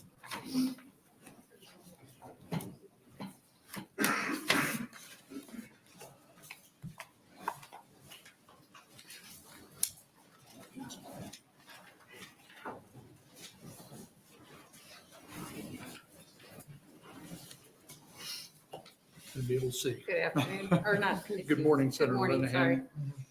And members of the Revenue Committee, my name is Jack Moles. That's JACK MOLES. I'm the Executive Director of the Nebraska Rural Community Schools Association, also referred to as NERCSA. On behalf of NERCSA, I would like to testify in support of LB 9. NERCSA appreciates the work of Senator Hughes and Senator Brandt, as well as other senators who helped to develop this bill. LB 9 would establish a responsible, long-range plan to address property tax issues while still maintaining the ability of school districts to address the educational needs of their students. LB 9 would respect the ability of locally elected boards of education to make sound decisions at the local level where those decisions should properly be made. TIOSA has not reacted well to escalating ag land valuations. When we go back to 2008 and 2009, most school districts in the state were equalized, with only 48 schools not equalized. When by 2007, 2018, 178 districts did not receive any equalization aid. This caused property owners in those districts to make up for lost state aid. When compounded over time, this time frame since equalization aid was lost, property owners in those districts had to make up for millions or even tens of millions of dollars in lost equalization aid. LB 9 would help to rectify some of that and give better assurance that we do not end up in a similar situation in the future. Lowering the LER over a period of 10 years should have the effect of negating valuations rising when compared to the current funding program. The effect of bringing levies down and closer together should help to address some of the concerns of property owners who see higher or lower property taxes simply based on the school district in which they own property. NERCSA does have a concern that early on in the implementation of LB9, that property owners in some districts may actually see their net property taxes go up. However, when considering the long-term implementation of the bill, this should be negated in time. We would encourage you to continue to find a way to fix that issue. NERCSA would be very happy to be involved in those efforts to do so. Thank you. Thank you. Are there any questions on committee? I have one. Why would you be concerned about local control in LB1, which takes it down to 15 cents, I think, but you're not concerned at 25 cents? In LB1, the way I understand the governor's plan is that there would be no property taxes, there would be no local input into the funding of the schools. If you got out to the third year, but, so you're saying you could go down to 25% on the local property taxpayers, and that's fine. You're not worried about all the chatter that's been going on about local control at 25 cents. Yeah, I guess with Senator Hughes made a kind of a comment along that line of, there needs to be a little, we'll say skin in the game locally.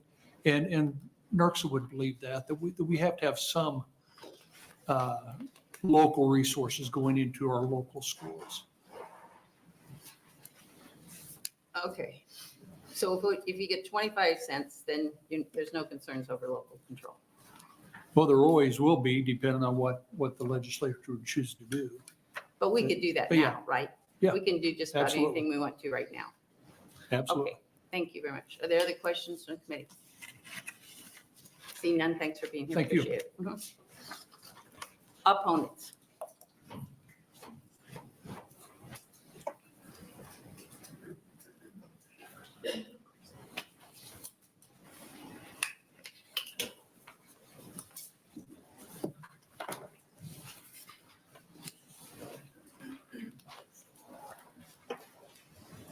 Good morning, Chair Linehan, members of the Revenue Committee. My name is Brian Sloan, B-R-Y-A-N-S-L-O-N-E, and I'm president of the Nebraska Chamber of Commerce and Industry. And thank you for allowing me to testify on behalf of the Nebraska State Chamber, the Lincoln Chamber, and the Omaha Chamber on this bill. And first of all, let me also suggest and thank the senators who put so much effort into this.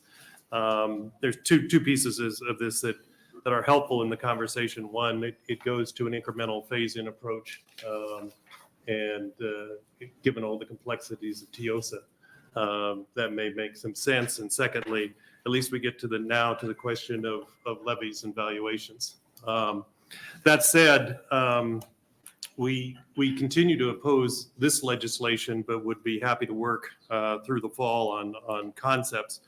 And the biggest issue is we have yet really to define the problem. And so I point your attention to the chart on the bottom of the first page of my testimony, which is how big is our property tax problem? Do we need to reduce property taxes by 10 or 20 or 30 or 40 or 50% to be competitive with other states? It would be nice to define that before we start raising the taxes. And so on the bottom, and I apologize, this is the most recent data available publicly, and we'll try to find updates. But in fiscal 2021, here's the mix of property taxes versus sales taxes, individual income, corporate income, and other taxes in the states, in Nebraska and all the states that surround us. And this is the three-legged stool argument. But what you find is our property tax percentage as a percentage of total state and local taxes is actually pretty close to the states around us. There's certainly some room for some improvement, but it might be in the 5 to 10% range. Now, that's not a small number. That's still hundreds of millions, but it's not $1 billion, and it's not $1.5 billion, and it's not $2 billion. And if you look at our sales tax rates, they are very comparable. Sales tax is a portion of our state and local funding, very comparable to the states around us. We're towards the high end. Same thing with individual income. The only outlier is South Dakota, has been mentioned. But they have used all those sales tax revenues to lower individual income tax. If you look at their property taxes, none of that is going to, or very little is going to property taxes. So we don't have a $2 billion problem. There isn't a need to reduce property taxes by 40% to become competitive. And so the first rule in business is you always define the problem before you try to solve it. Just a couple other points that I want to make. All of this goes to the same point. In the end, we would end up spending $1 billion, $1.5 billion on this bill. We would lose local control, and we would still be subject years later to what happens with property valuations. And as I want to reiterate, the key is first to find how much we need to do, and then before we start raising revenues, be able to solve this property valuation problem. Thank you. Are there any questions from the committee? Yes. So, Yes. so your graph on the bottom is after the 42% drop for ag property? This is collections, yes. Yeah, okay, so the way it is now, these are not correct. Because we collect 5.3 billion in properties, only 2.3 billion in sales and 3.7. So this bottom graph is really inaccurate. Well, it has changed over time, but I would tell you that That's today. Sales and individual income and corporate income have grown faster actually in recent years. Corporate income tax is actually the fastest growing. You're already see this is we have the highest corporate income tax of any state. I am not arguing that because of valuations, not because failure of what was enacted in the past, that there could be some differential today and there is still a need to reduce property taxes. What I'm saying is it's not a $1 billion problem as we sit here today. But what I'm saying is 37.2 or 34.2 is not an accurate figure. It was in 2021. Oh, well, that's a long Yes. time ago in tax. But property taxes have gone up since, but so is individual income tax and revenues. And this is revenues. This is not rates and corporate income revenues. Thank you. Thank you, Senator Meyer. Other questions from the committee?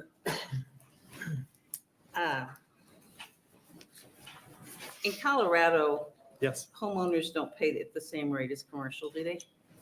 I don't know that for sure. In many states, there is a differential. In a lot of states, right? Right. Commercial pays more than homeowners. Right. Yes. So I would like to see what the situation is with all these states you list here. Yes. And in most states, they do collect some property taxes, don't they? States.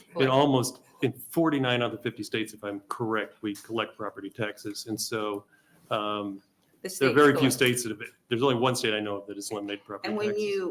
when you say our income taxes have gone up considerably in the last, well, Revenues. Revenues have gone Revenues. up. Yes, the rates actually went As, down. as we watched the revenues exceed forecasts for several years in a row, it was really individual income taxes and corporate income taxes particularly that were driving that. Oh, but you can't use the last year of those increases as a measure Yeah. mistake. You do know that, right?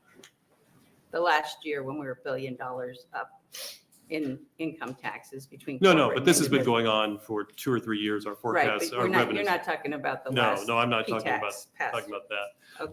What I am suggesting is the two columns, the sales and individual income tax columns really reflect wage earners. Is that the Okay, bulk of okay. local state taxes are paid by wage earners. And what all of these proposals do is you reduce property tax, and whether you put it on TIOSA or whether you raise other taxes, is move tax burdens from landowners to wage earners. And I'm not saying that there isn't some amount, but it's not $1 billion. I know people in most of these states and I know what they pay on their homes. And we are way out of whack. But in many of these states, they have controls over how fast valuations can increase. So I the know. valuations or they have homestead You've made it exemptions for abundantly older. clear this morning that you older think retirees. valuations are the problem.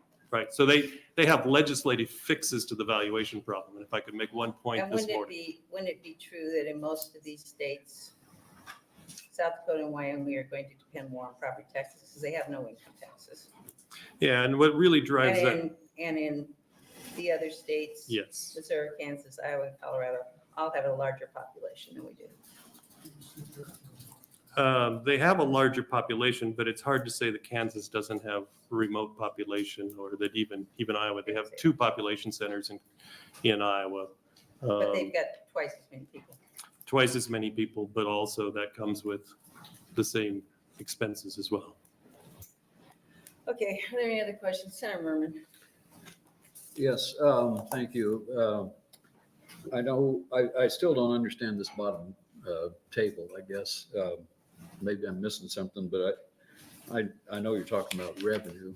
And is it this year that you're talking about? No, this was 2021 is the last public information. We do need to update this. And like I say, there could be some adjustments, but this is directly correct. I've been trying to compute, just back of the envelope, all 6 years I've been state chamber president, how big the property tax issue was. And at times it's been 300 million, times it's been 600 million, but I'm not saying there isn't a property tax problem, but would we say we have to reduce property taxes by 40 or 50% to be competitive? That's just not true.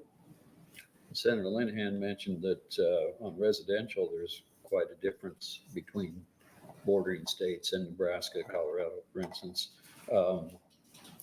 My district is along the border of Kansas, and I know that ag land right across the border in Kansas is just a fraction of property taxes on it compared to Nebraska.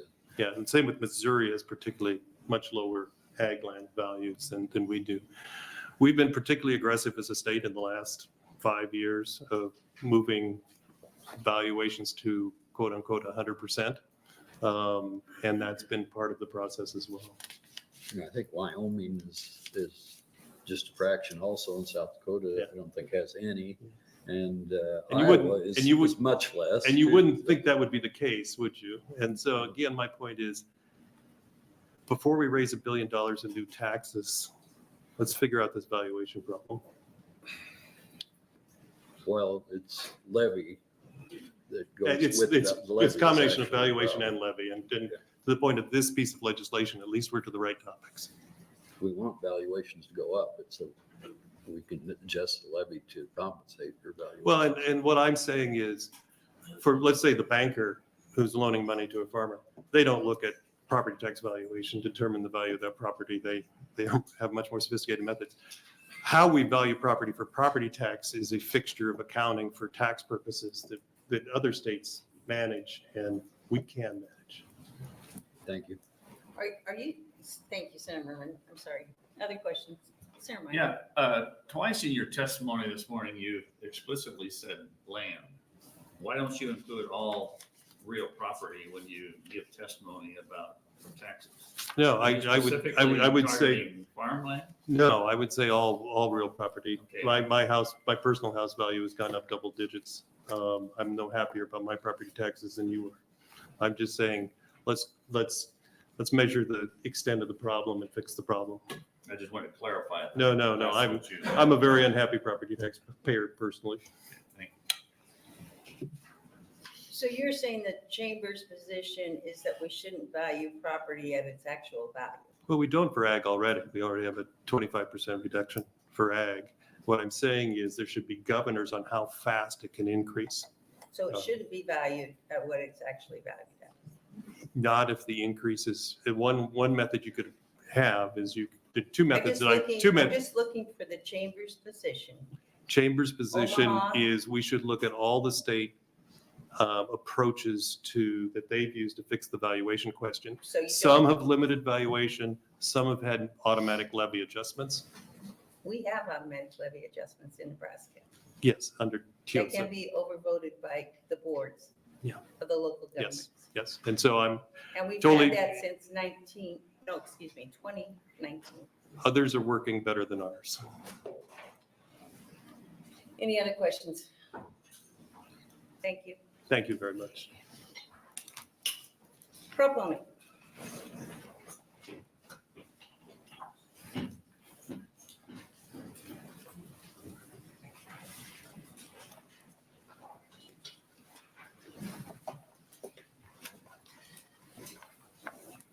Good afternoon. Good morning.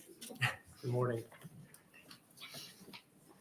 Chairperson, Senator Lenahan, members of the Revenue Committee, thank you for the opportunity to testify in support of LB 9 introduced by Senator Hughes. My name is Brian Moshman, Brian Mashmann. I'm the former superintendent in North School District, currently serves as the Secretary of Stamps. We are an 18 mid-sized school district, free of lobbyists, represents schools from Chadron to Plattsmouth. I want to thank Senator Hughes for bringing LB 9. It takes a systematic approach for true property tax relief while protecting local control of our school districts. I want to start with highlights of 4 key components. First, process. Senator Hughes taken time to gather input from many educator groups, individuals, and senators. Her ability to work with others and with both sides of the aisle has gone a long way. We know, being a former school board member, she also gives Senator Hughes a great perspective on creating LB 9.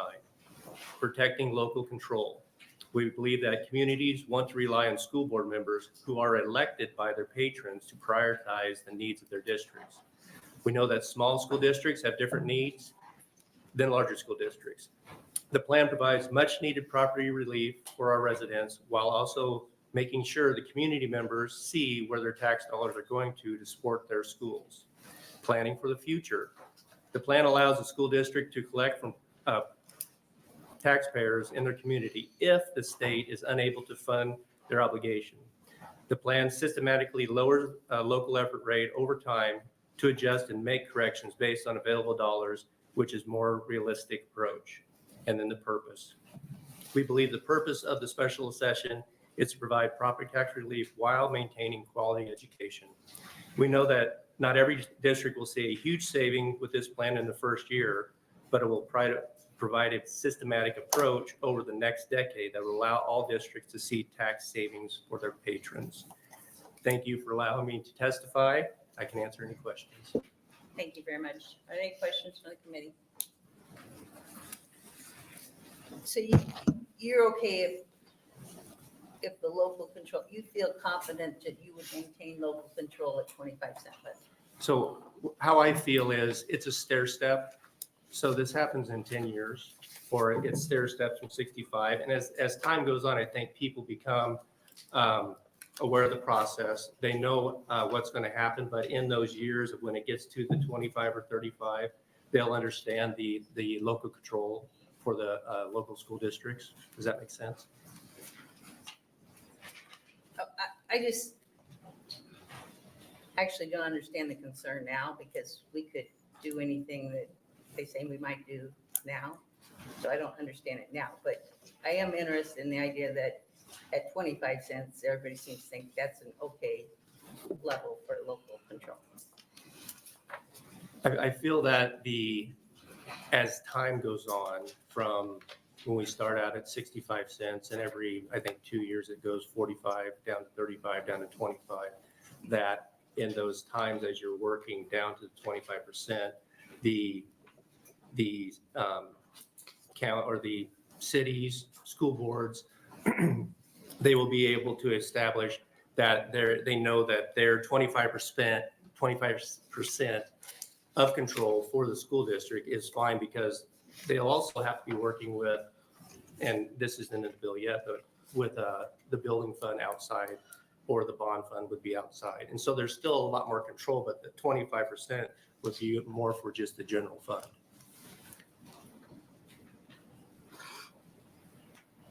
So you're talking about just the local control to levy taxes, not the local control to what teachers you hire, what superintendent gets hired, or whether you have summer school. That's all still up to school board. Yes. Okay. Any other questions? Thank you very much. Any other questions like that? Seeing none, thank you. Thank you. Opponent. Do we have an opponent?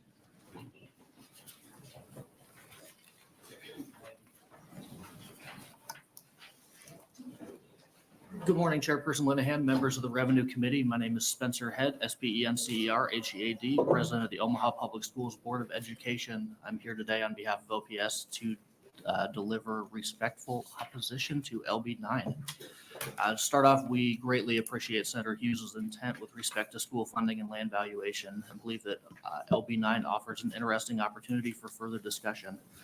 That being said, we can't support LB 9 in its current form. Specifically, we believe there's two changes to LB 9 which would improve it. First, we ask that the committee consider reducing the proposed residential valuations to 86% and the egg valuations to 52%. This change would reestablish the residential to egg valuations as a 2-to-1 ratio as existed in 1997 when TIOSA was originally created. The second change we would ask the committee consider is maintaining the averaging adjustment within TIOSA. The averaging adjustment ensures that all school districts with enrollment of 900 or more students have at least the statewide formula student need as other districts of this size within the TIOSA calculation. The Omaha Public Schools, as well as other school districts that educate the largest number of students in the state, receive essential aid from the state through the averaging adjustment. We feel that these two changes to LB 9 would ensure that property tax relief would be equitable for both residential and agricultural property owners and maintain equitable funding for both rural and urban school districts statewide. We calculate the price of these two changes would be roughly a $40 million decrease in year one of the plan. And again, before I close, I see the orange light is on. Thank you for your consideration of the bill. Thank you, Senator Hughes, for your introduction of LB 9 and for including us in the conversation throughout the process. We understand that the situation is obviously very fluid, and we welcome the opportunity to work further with Senator Hughes as well as the committee as we explore further changes that would hopefully allow our board to reconsider our position. So with that, I'd be happy to answer any questions from the committee. Thank you. Mr. Head, are there questions from the committee? Senator Dunn. Thank you, Chairman. And thank you for being here. There's been some discussion already about this averaging adjustment. I just want to kind of dig into that a little bit more. You talk a little bit in here about how the need for it essentially is to ensure that Omaha Public Schools and school districts that educate the largest number of students maintain that funding that's necessary for that. Do you have any historical information as to how we came about sort of developing that? Because I know there's a concern, right, that it disproportionately benefits schools like Omaha and Lincoln, right? That's putting it candidly, that's the concern that we hear. But I've also spoken with individuals who have advocated for that kind of averaging adjustment. Can you speak to the history of how we got here and why that is a part of TIOSA in the entire calculation of what we're dealing with? So if you're asking when the averaging adjustment was added in, I unfortunately don't have that number. I can tell you, so the averaging adjustment goes to school districts, or it could qualify for school districts with over 900 students. So it's the 45 largest school districts in the state. And so what it does is it takes those 45 districts and averages out the formula needs of those districts per student. And then you take the individual district's formula needs per student, and if your formula need per student is below the average of those 45 districts, you get 90% of the difference is what the averaging adjustment is. And so it's a way that we can, essentially guarantee that those largest districts that, educate the vast majority of the students in the state have generally a similar formula need per student. And so if we were to get rid of the averaging adjustment, say we get rid of that right now and don't change anything else, what would the impact of that be on OPS, for example? So the impact for us this year, it's roughly $6.7 million that would get transferred from the state to local property taxpayers. The greater concern would be moving forward without that continued adjustment. Right now our average funding is 6.7 million lower than our peers. That's why the averaging adjustment gives us that amount. And so what that gap would continue to be, it would continue to grow, over the years, and what that loss would be. I don't have projections for what that would end up being, 5-10 years down the road from now. Thank you. Yes. Thank you, Senator. Thank you, Senator Dungan. Senator Merman.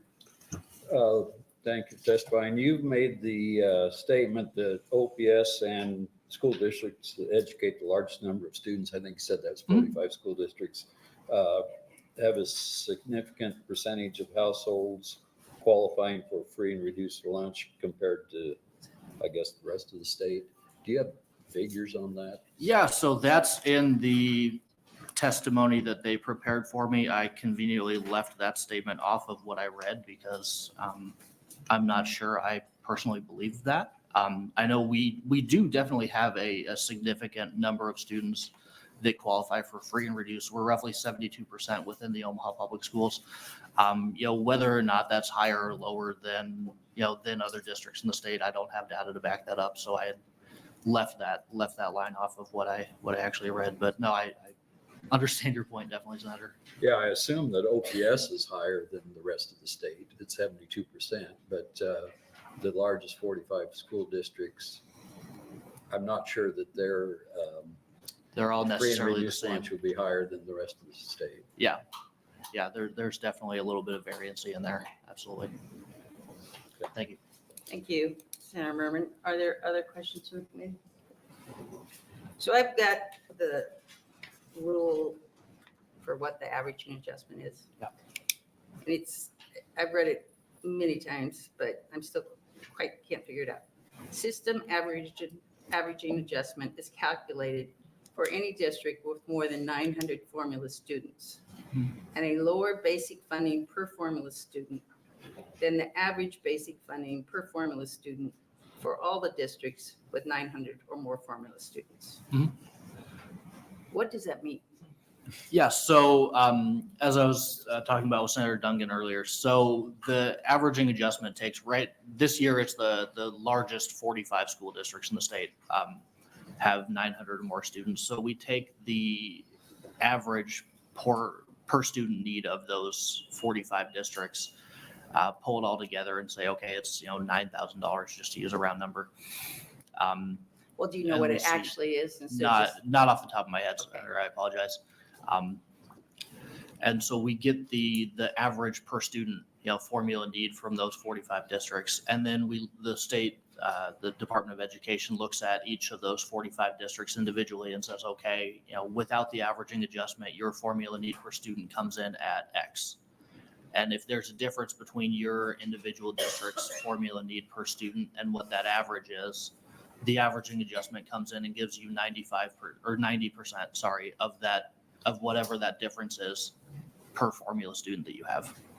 So I have, and maybe this is incorrect, but over the weekend I asked for the schools that get the averaging adjustment, and I'll just read it. Bellevue, Bennington, Columbus, Elkhorn, Fremont, Grand Island, Gretna, Hastings, Kearney, Lexington, Lincoln Public Schools, Millard Public Schools, Norfolk Public Schools, Norris School District 160, North Platte, OPS, Papillion, La Vista, Ralston, Scottsbluff Public Schools, South Sioux City Community Schools, the West Side Public Schools. Yep. So to Senator Merman's point, several of them are lower, have high percentage of low income free and reduced lunch, but several of them are way below the state average on free and reduced lunch. I would imagine, yeah. So it doesn't have anything to do with needs. Sorry, what was that, Senator? It has nothing to do with needs. You figure out your needs through the formula, how many low-income children you have, how many English language learners, what's the distance, all those, the needs formula, the needs side of the formula. And then this is poured on top of the needs. So there's more needs than just, free and reduced lunch eligibility. There's transportation, there's LEP students, there's special education, everything else. This averaging adjustment specifically is just looking at the districts that have the vast majority of the students in the state and saying, okay, we recognize, the sheer number of kids that you have. And so we're going to try to hold your needs stable or relatively similar across these districts. And it has nothing to do with the number of senators that these schools have in the legislative body. That I couldn't speak to. I was at a meeting on Friday night that you held, and just a couple of corrections. TIOSA began in 1990, not 97. And the first appropriation for TIOSA in 91-92 was $357,283,727. I think the person you had as the head of your legislative committee wanted to know if OPS was getting more today than it was then. Aren't you over 300 million now, just OPS? It's close to 300. I want to say it's 297, but it's right around that, yes, Senator. Okay. All right. Any other questions from the committee? Seeing none, thank you very much. Thank you. I need a neutral. I forgot to say neutral. Sorry. Then we'll go to pro forma.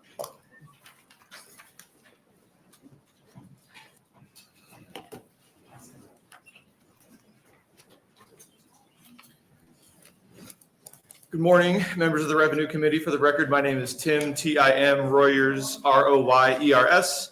I'm the incoming president of the Nebraska State Education Association, and I'm speaking on behalf of our members in a neutral capacity on LB9. I do want to start by thanking Senator Hughes and Senators Brandt, Conrad, Dorn, and Walz for co-sponsoring this proposal. LB9 has been a breath of fresh air as we have tried to navigate a tumultuous buildup to this special session and the main proposal brought forward by the governor. LB9 recognizes that on an issue as far-reaching and as important as school funding, it is critical to provide the necessary time to work through a change as substantial as this. By providing a 10-year stair step down to its target of a 25-cent general levy, we can navigate the challenges and have the necessary time to make any potentially needed course corrections through the implementation. From our perspective as educators, this is the right approach to take. Moving too fast without securing the adequate resources to do so creates a significant risk that there will be resource shortfalls. And what might be a dip in a graph for you will be something that actually does real harm to our kids. As legislators, you get another fiscal year to correct, but my daughters are only going to get one 9th grade and one 5th grade that they're getting ready for here in a couple weeks. There's no do-overs for them. So we would much rather see the purposeful, managed approach of LB9 so that we can strike that balance of providing substantial property tax relief while avoiding the risk of moving too quickly and harming our ability to serve the children in our communities. That being said, while we find this approach to be far better than the one proposed by the governor, we still have concerns with components of the plan, which is why we are coming to you today in a neutral capacity. First and foremost, an issue that has been discussed at length already. Without the adequate multi-year modeling, we cannot say with certainty that this approach will strike the balance that I mentioned earlier. In particular, we want to see how the changes in valuation caps to residential, commercial versus ag, which is differentiated under the proposal, will actually impact the districts across the state. Our second concern is another one that has been discussed at length. We are concerned about the elimination of the averaging adjustment. While on the surface it might appear that any funds lost through the elimination of the averaging adjustment would be made up in the aggregate, that is not actually the case because the gap between the local effort rate and the maximum levy will continue to remain the same at the 5-cent gap. By eliminating the averaging adjustment, you're actually shrinking the total pool of resources for schools. Other concerns may come to light as we go through the modeling, but we believe those concerns alone merit us coming today in a neutral capacity. We do sincerely appreciate the overall approach. We like the general framework, but on an issue as important as this, we want to make sure that everything is strong. So thank you for your consideration. Thank you. Are there questions from the committee? Seeing none, thank you very much. Thank you. Pro bono.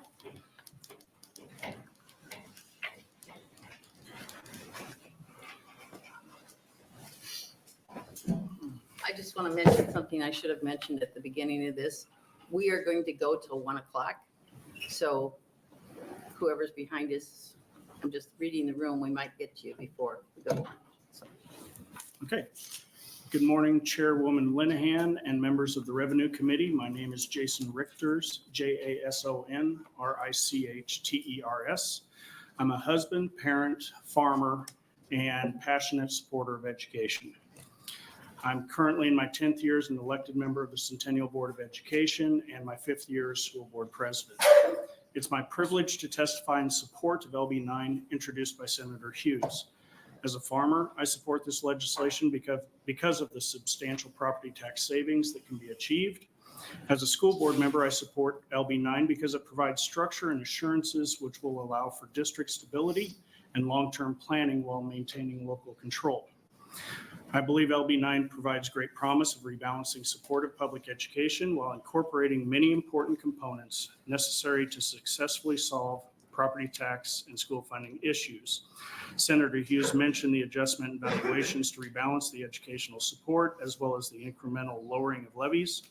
It ensures all school districts provide some local funding for their schools, which is important because we should not rely solely on state funding.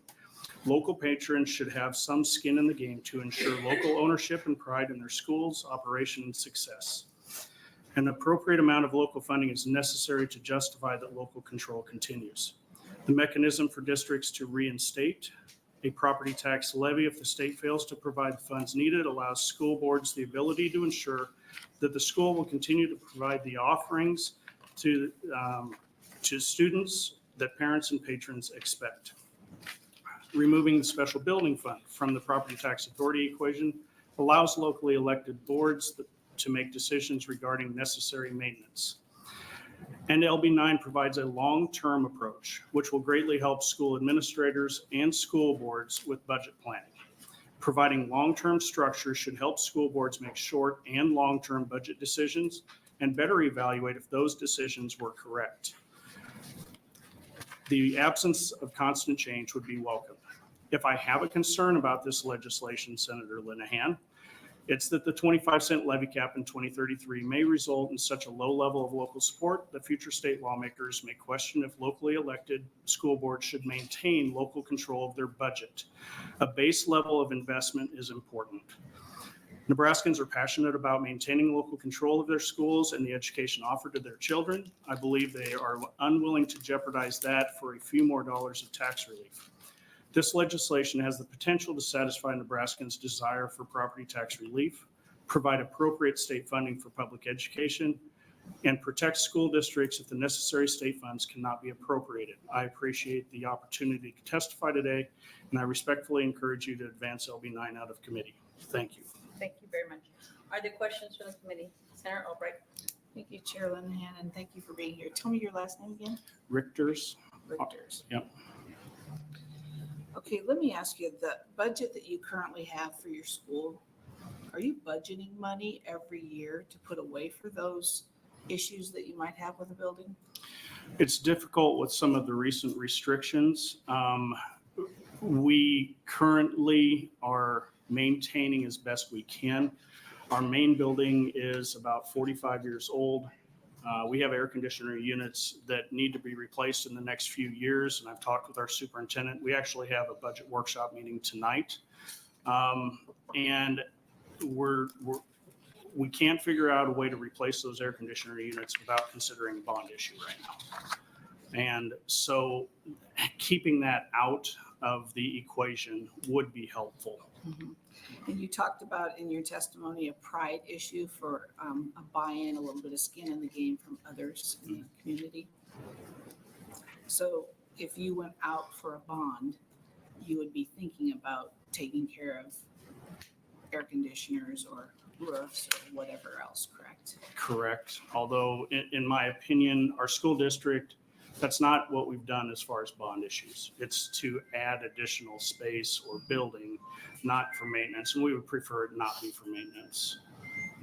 So the building fund, you're thinking 14% you guys would like to keep aside, or is there? No, I would agree with Senator Hughes that number probably needs to be controlled in that aspect.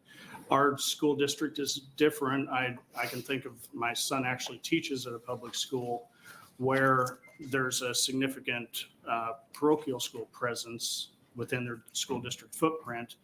And I don't know if they could pass a bond issue if they tried.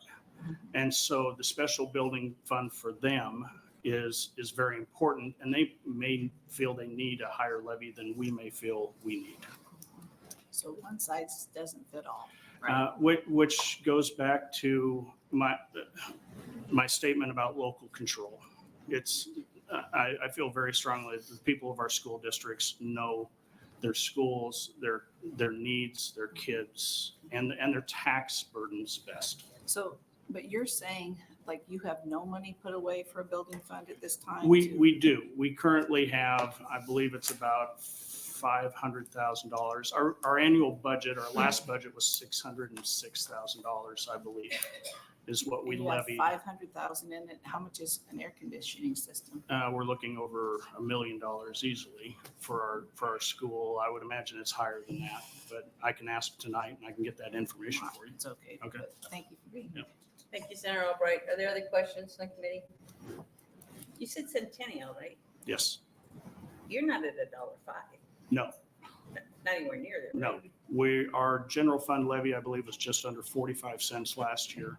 Our total levy, I believe, was just over 50 this So you could be using more in your building fund. You have the ability to do that We now. could. We could. We've chosen not to because five of the 6 school board members that we have on our board are farmers. And so we all, to be very frank, we pay tens of thousands of dollars a year, every year in property taxes. And so every penny we can save, every dollar we can save for our taxpayers is important. We see them in our local restaurants. We see them at church, that our neighbors. We do not want to tax any more than we absolutely have to. That philosophy actually got our school in a little bit of a bind in the last year because we tried to keep our levy consistent and our cash reserves slowly were coming down. And we had to put in, we actually established a 3 to 5 year plan to slowly build that reserve back up. But trying to be responsible can also have negative consequences if it catches up with you. You have a tough job. It's one of the toughest jobs there is. I appreciate that. Thank you. You're welcome. Any other questions from the committee? Seeing none, thank you very much for being Thank here. you. Appreciate it.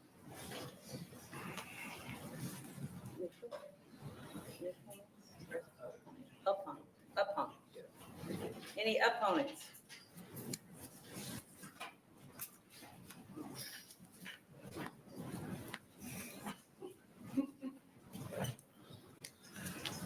Good morning, and thank you for the opportunity to appear before the Revenue Committee this morning. My name is Merlin Nielsen, Merlyn Nielsen, and my residence is Seward area. I appreciate Senator Hughes and the other folks who have worked so hard to bring this bill forward to this point, and we could have a hearing today. I am speaking as an opponent as LB 9 is currently written, but I will offer an idea on how I could, with changes in the bill, change my position to being a proponent.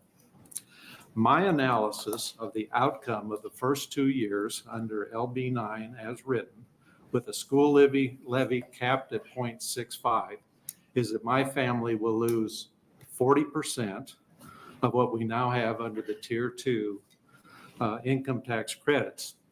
I find this quite surprising, given that there's almost an 80% increase, 440 million on top of the 560 that's currently in Tier 2, of 80% increase in funding from the current Tier 2 funding. That is the reason I cannot support LB 9 as written. My analysis, though, of the 5th and 6th years, where the school levy cap is reduced to 0.45, then I find that my family would clearly benefit in addition to where we are now with the Tier 2 income tax credits.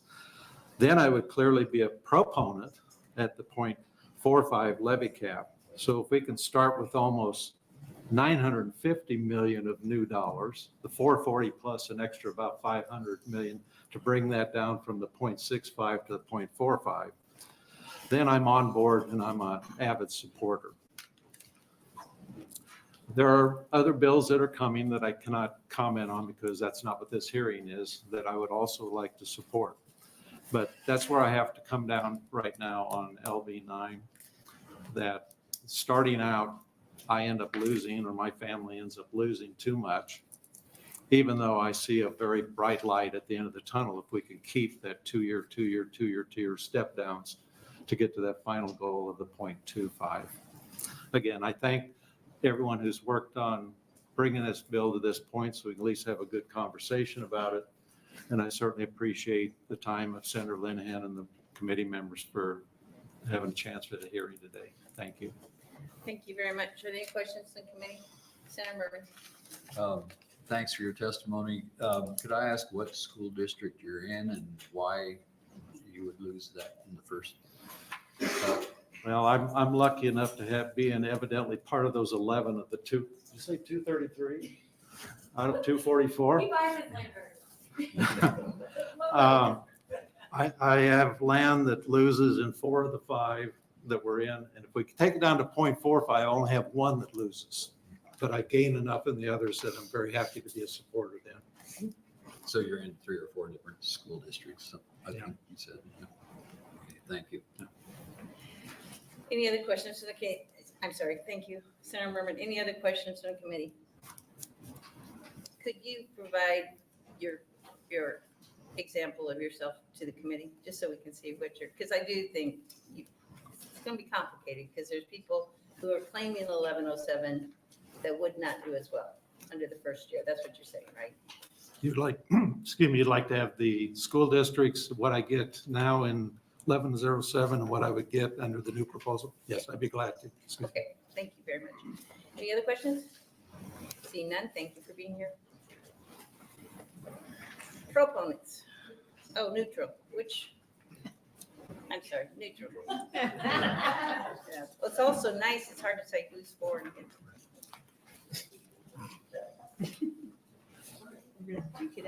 I'm sorry.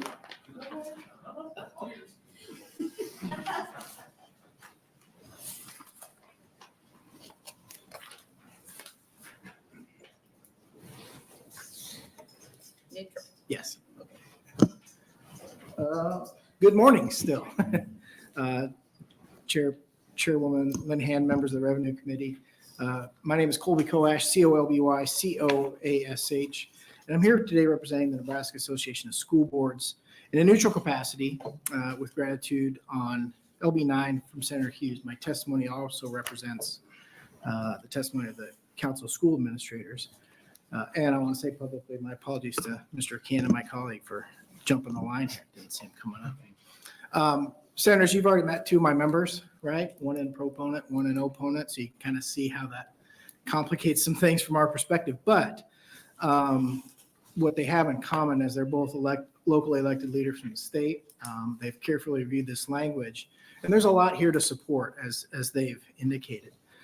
It holds true to some of these long sought tenets by our membership. It provides for an increased investment in K-12, lowers property taxes, and preserves the framework of TIOSA, and most significantly, the local control that they've talked about. And we really appreciate what Sarah Hughes has done. She has brought together all of the stakeholders and tried to come up with a thoughtful and balanced approach to get to these goals.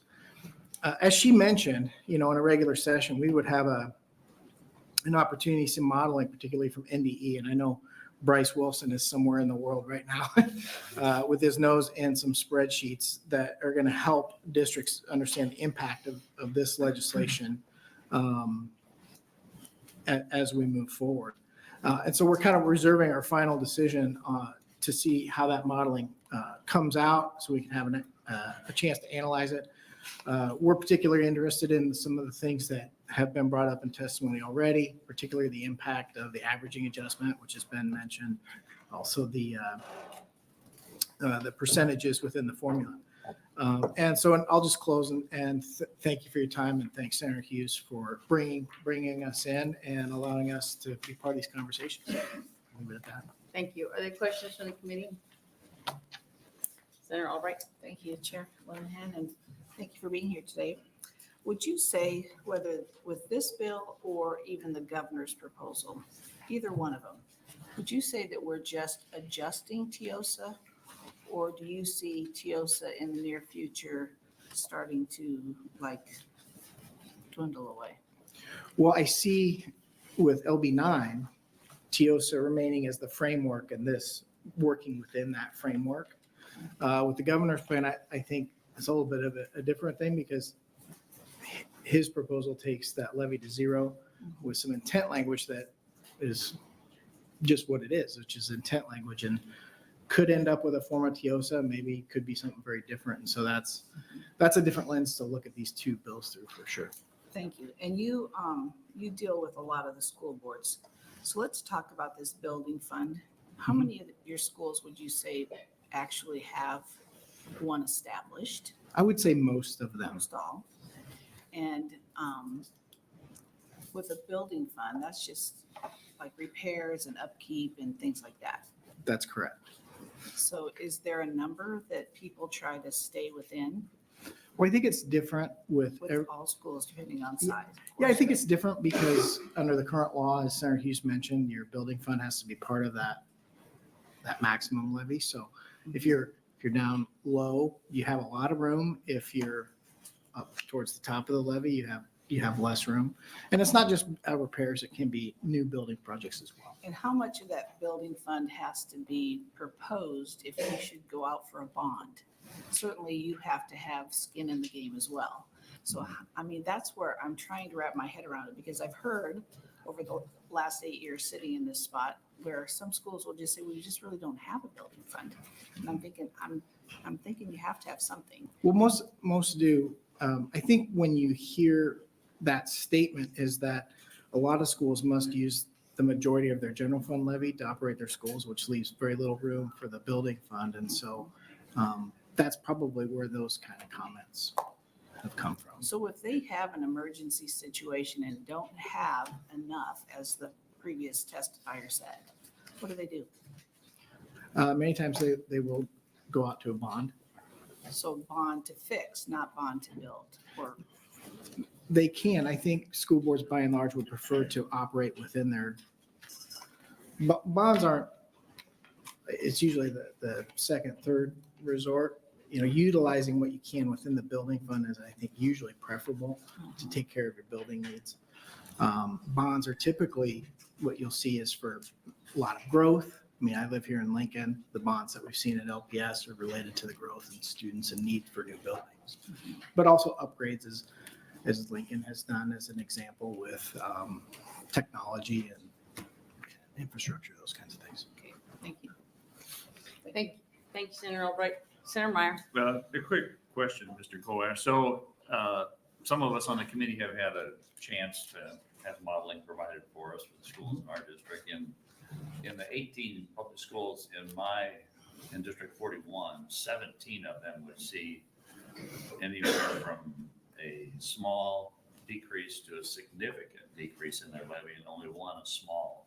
So how do you view your organization handling that? Because I'm sure my district is not the only one that will see some of that. Of course, those districts are extremely land rich and student poor.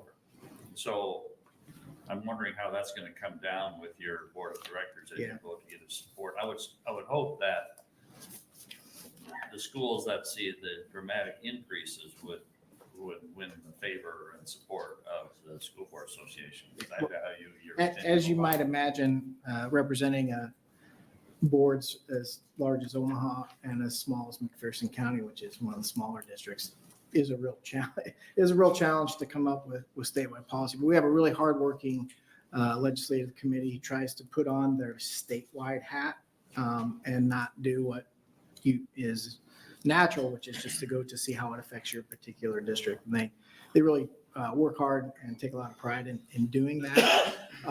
Part of my neutral testimony is to wait and see how it shakes out. With all due respect to that modeling, our members are very confident when Bryce Wilson puts something out that you can, he's very skilled, and when he puts something out, you can really take that to the bank. Thank you, Senator Meyer. Are there other questions from the committee? It's a couple clarifications. Sure. There are schools that use the building fund to build buildings. Yes. Yes. So it's not always just me. No, I did clarify. And then I assume that you've got schools who we just fine if the average adjustment went away, and other schools who don't want it to go away. We have many schools who Are on both don't get it, so it doesn't matter. But many schools who that's important. And what we may see when some of this modeling comes in is that it may not be an issue. It may still be an issue, and so that's what we're looking forward to seeing. Are most of your schools satisfied with the needs side of the formula? I think so. We have discussions about, I do a lot of training about how the formula works. And most of our conversations come on the resource side because these are locally, and they pay the taxes they levy. I think from the needs side, it's pretty straightforward. It's an easy jump to say schools with more poverty cost more to operate. Schools with more kids who don't speak English at home cost more dollars. Schools who transport kids further cost more dollars. So I think the tweaks over the years to the needs side of the formula have really been in response to both rural and urban concerns. And it kind of sits in a spot where my members don't give me a lot of feedback based on the needs side. Which little feedback probably means they're okay with it. Yes. Okay, thank you. Any other questions? Senator Murray? Since TIOSA was brought up, you said most schools are satisfied with the needs side of the formula. The resources side of the formula, do you feel that property is a good measure of fairness in school funding or taxing also? Well, I think the TIOSA formula is written, has a balance of both local property and state resources. And what TIOSA tries to do is try to balance those two things. And what we've seen, as Senator Hughes brought up, is there's been a little bit of an adjustment in that over time. And so what LB9 is trying to readjust that. But it still keeps the needs side whole, the equalization components whole, and that's attractive to our members. It keeps some of those things in place. On the income or on the resources side, would income taxes be a better measure, or poverty be a better measure than just property? So if I understand your question correctly, under the current formula, Senator, the poverty is measured by free and reduced lunches and what students apply and qualify for those. And I think our members would say that is a good measure of poverty, if that's your question. If it's a question of is income tax a better measure of ability to pay, I'm not sure if we've taken a look at that. We see the balance between state resources, which are funded by income and sales, and local resources. And both of those working together provide the system that we have here. And Senator Hughes's bill just kind of balances those two things out, which is very attractive to our members. Yeah, and talking about the resources side of TIOSA, would income of the district be a better measure than just the property in the district? It might be. I don't, if you took away all property valuations out of it, just income, that's probably just kind of swinging really far to one end. That's why I think the current system tries to balance both what's needed from the property and sales at the state side and what's the local's responsibility. Thank you. Thank you, Senator Mervin. Are there any other questions for the committee? Seeing none, thank you very much. So we're back to proponents.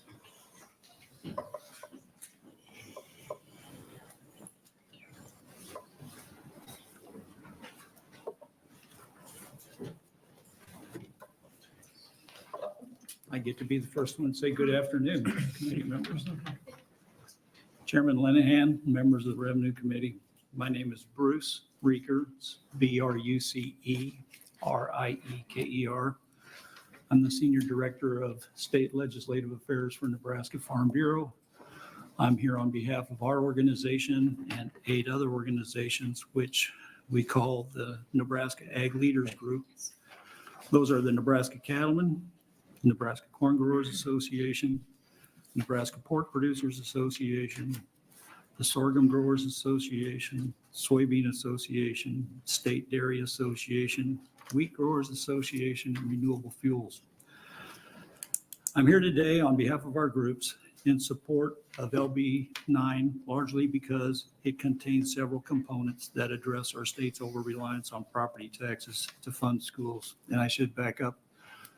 I want to extend our appreciation to Senator Hughes and all the senators that were working on this.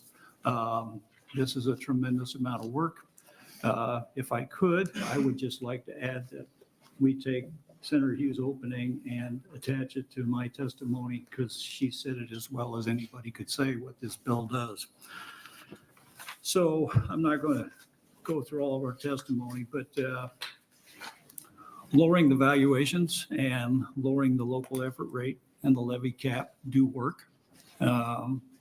Some of this is reversing some of the changes that have happened over time. Senator Hughes mentioned that when budgets were tight in the state, usually one of the places that the state went was to increasing the local effort rate. Probably the largest example was following the Great Recession of 2008. in the biennium of 2011 through 13, part of what the legislature did was raise the local effort rate, but it shifted $411 million of the state's responsibility to fund education to property owners. So what is going on here is what we believe is happening with LB 9 is it's taking TIOSA back to where it started. There were a lot of parts that worked and there's been an erosion of TIOSA, and part of this takes it back to where it should have been. Another part that we really like is that they phase it in. We want this to be right, even if it doesn't mean right now. And we would rather see you put the state on a trajectory that makes this meaningful and sustainable, and that you do it in a thoughtful and deliberate way. And so phasing it in, using future revenue growth, I know we got a lot to talk about how to fund this, but it makes sense to us and we would consider that a success. So in closing, be happy to try and answer any questions if you have, but we believe this is a critical component to a solution that you can put together. Thank you. Are there any questions from the committee? Senator Von Gillen. Thank you, Senator Linehan. Thank you, Mr. Ricker, for being here. You mentioned phasing in, and I was saving this question for Senator Hughes so she can think on it for her closing also, but I'll go ahead and float it now. The phase in, it looks like from the chart that was provided, and I do want to make note, this appears to be all in today's dollars, so they've not been inflated, but looks like $1.5 billion by the time we get to 2033.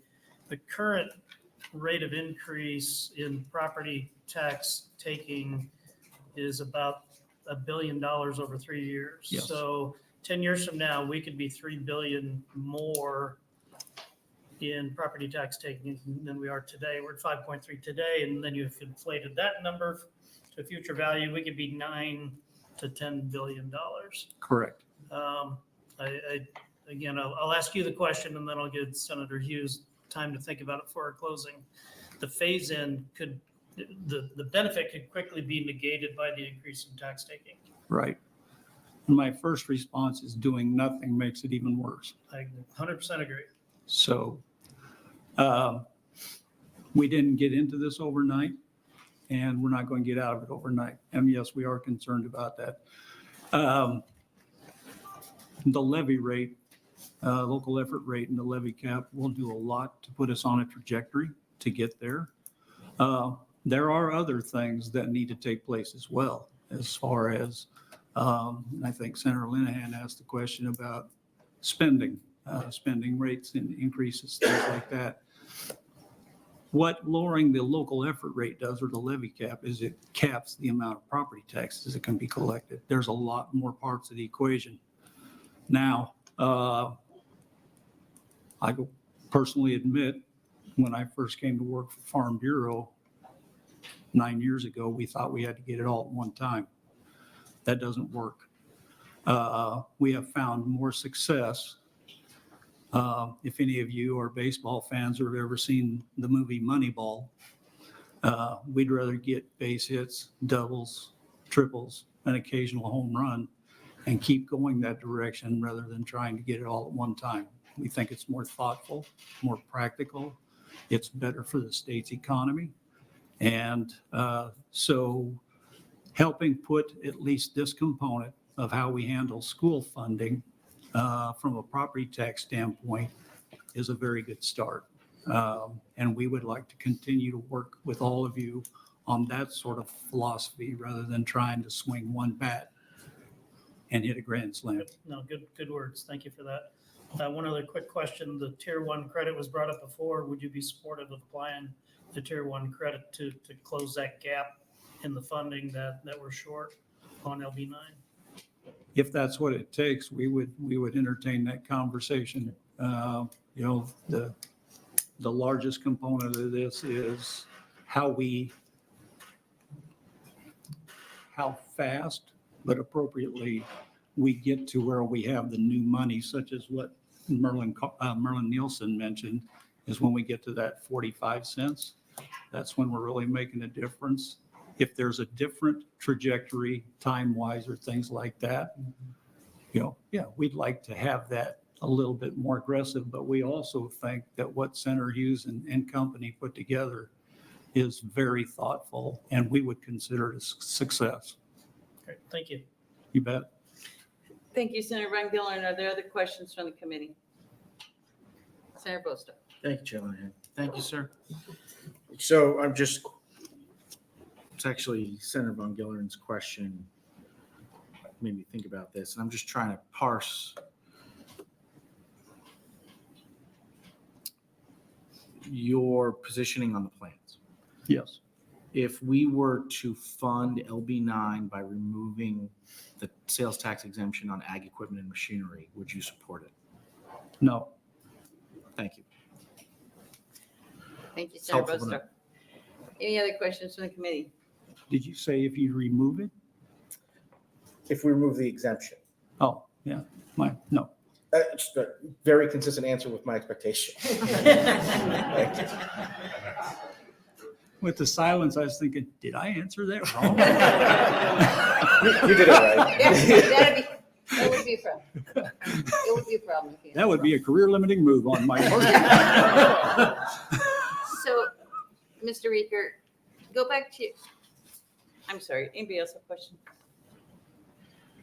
Go back to your 2011-13. Exactly what did the legislature do? Well, so following the Great Recession of 2008, because of some things going on at a national level, the ag economy took off and ag land valuations went up. But at the same time, the rest of our state's economy was struggling. Okay. So state revenues were lagging, and I can get you the history of this. But following that, the state was faced with some very big shortfalls. And so, and we understand why they did it. Part of the intent was, as I understand it from visiting with the legislative leaders and the governor at that time, that the intent was to fix it later on. But that didn't happen. But by raising the local effort rate and a few other changes, but primarily raising the local effort rate for funding schools, the state handed $411 million of the responsibility, more of the responsibility of funding schools to property owners. I would like to see those figures. I will get Because it doesn't quite match up to the history I understand, but Okay. it needs to be, that whole conversation needs to have some facts put around it. Right. Because there was a bunch of federal money that came in at the same time. True. That they replaced TILSA dollars with. So I just think we need to figure out exactly what happened there. Sure. Okay. Any other questions from the committee? Seeing none, thank you very much. You're welcome. Thank you. Opponent, thank you.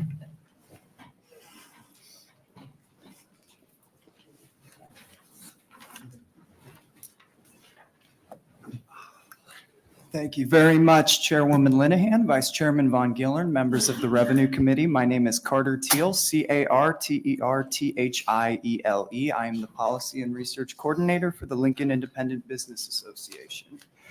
Happy to have the opportunity to present our concerns over LB9.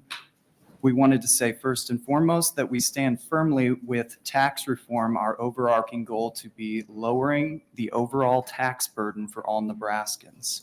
We want to see property tax relief that comes as a byproduct of good tax policy. The premise for LB9, like LB1 and LB 388, is to achieve property tax relief by increasing state revenues, using that additional revenues to fund the schools, property taxing entities, and having those property taxing entities reduce their levying authority. Even if everything works out between the state and the local school districts and the schools are adequately funded, when that reduced levy is applied uniformly across all taxable properties, then the owners of the most taxable value are receiving the biggest tax breaks. That isn't the ideal tax policy that we would like to see property tax relief achieved from. We would rather advocate for tax policies that provide universal property tax relief without disproportionately benefiting large out-of-state groups. Senator John Cavanaugh's LB 22 would expand the homestead exemption to exempt the first $100,000 of home valuation from property taxes. Since the harm that property taxes are causing to our state is by making older residents feel pressure to relocate and turning away young people who are struggling to afford a home, then LB 22 provides a better solution by offering universal property tax relief to homeowners at a lower cost than these proposals, which require financing millions of dollars in tax breaks for entities such as the Mormon Church and Canadian wind farms. In conclusion, while we understand and support the goal of property tax relief, LB 9 is not the right solution as it perpetuates inequities and wastes money. We urge the committee to consider alternatives such as LB 22 that offer more equitable and sustainable tax relief for all Nebraskans. Thank you very much, and I am happy to answer any questions. Any questions from the committee? Senator Powell. Thank you, Geraldine. Hi, I've been asking a couple of people this, can you define equitable? When I hear people say we need it to be equitable, what does that actually mean? I would be hesitant to do that when we haven't really talked about it. But then you with throw the word leadership. out in a testimony. So if you're going to use that word, you need to know what it means. Mhm. I would agree with that. I guess you could, well, we were talking about the amount of land that some of these entities own, specifically with the Church of Latter-day Saints. It's a foreign entity. They're not from here. And they've bought more farmland in western Nebraska than Douglas and Sarpy counties combined.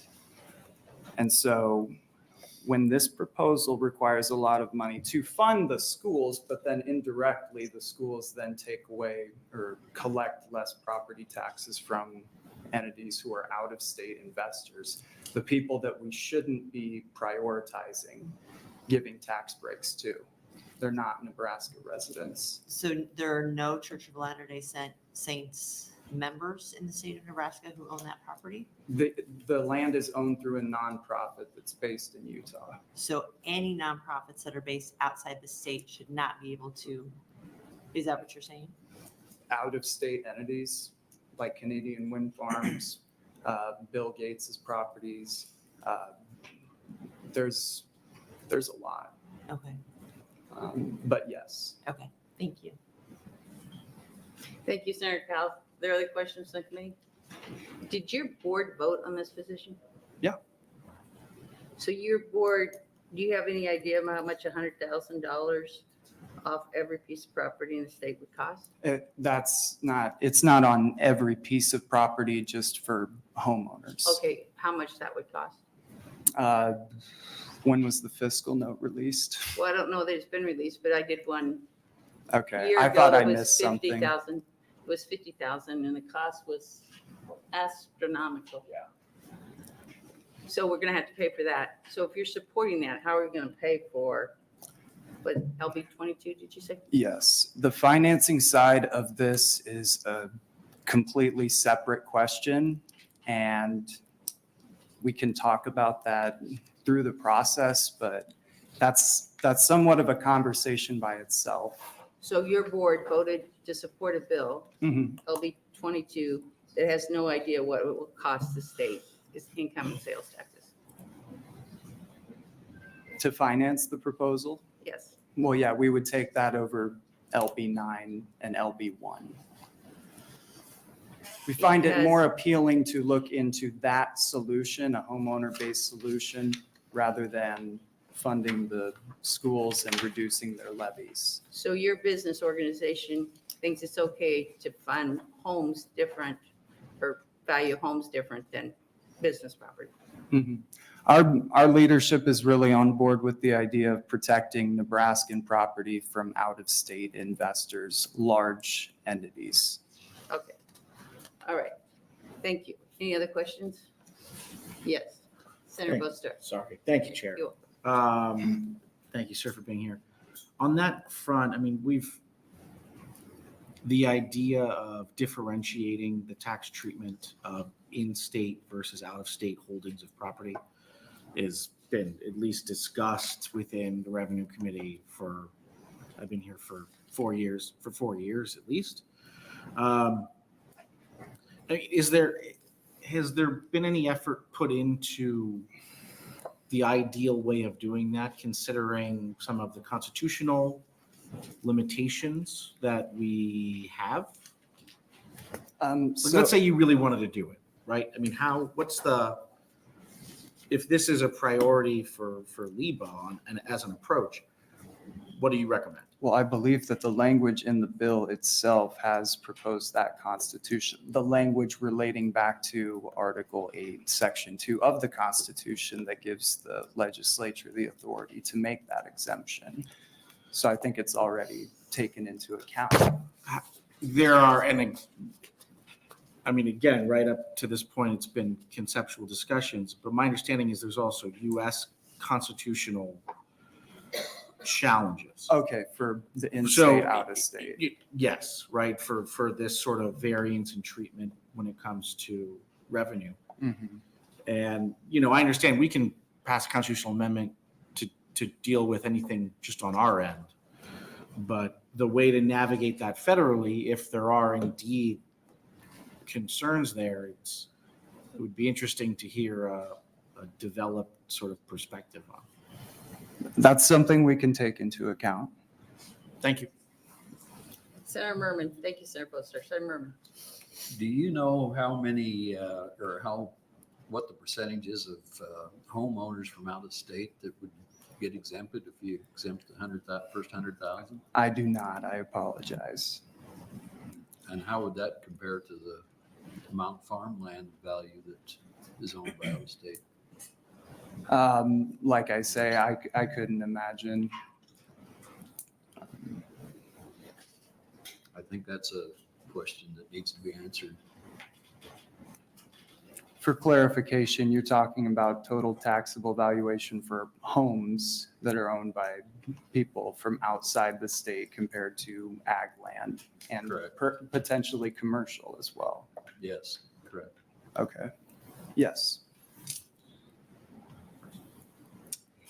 Thank you, Senator Merman. Any other questions from the committee? Seeing none, thank you very much for being here. So now we'll go to neutral.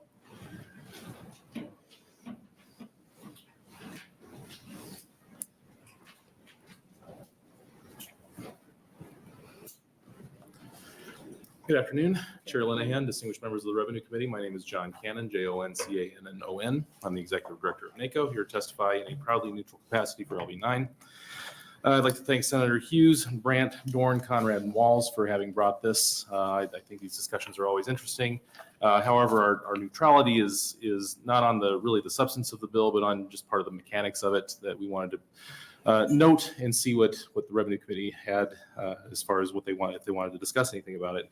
Counties receive a commission off of all the collections they do for property tax in the state. So anytime you're going to reduce the amount of property taxes and not have a corresponding credit, that necessarily reduces the amount of commissions that we receive that we put toward essentially paying for the assessment process. I mean, I think that's what the commission was put in place for originally. So the assessment, the County Board of Equalization hearings, the tax statements, all that sort of stuff, there's a subsidy, if you will, from that commission that we collect at the county level.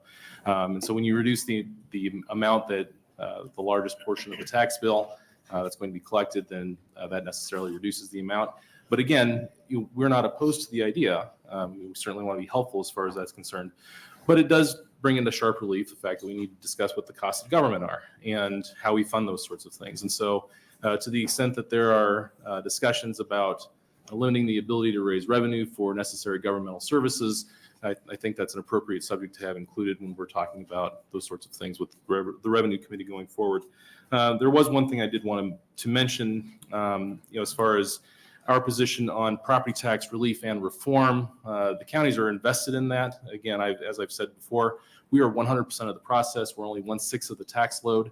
But we are the ones that do the assessment. We sit through the County Board of Equalization hearings. We send out the tax statements, all that good stuff. Believe me, you guys hear a lot about property taxes, and you've got fire-breathing taxpayers that call you on a frequent basis. We hear them a lot more than that, probably. And so when folks don't think that there's a property tax problem in the state, we're the first ones to disagree. We are invested more than anybody in helping to figure out the solution to that problem. When you've got 66 counties where agricultural land is more than 50% of the valuation base or the taxes collected, and you're talking about a reducing number of people that are holding on to farmland, that in itself is a problem. And so, here on the eastern part of the state in Lincoln and Omaha, we probably don't view that as problematic, but I can tell you that in 2/3 of the Nebraska counties where we are at risk of losing population and further rapidly depopulating it, it is a very serious concern. Property taxes are certainly one of the drivers of that problem. So we want to help. We're not saying, gosh, we're opposed because we're gonna get less money on collection fees, but we do want to note that is an issue that we would want to work out with the committee. Happy to take any questions you may have. Thank you very much, Mr. Cannon. Other questions from the committee? Could you provide the committee what your, what'd you call it, collection fee? Yes, ma'am. What the total collection fees for this for the last 20 years?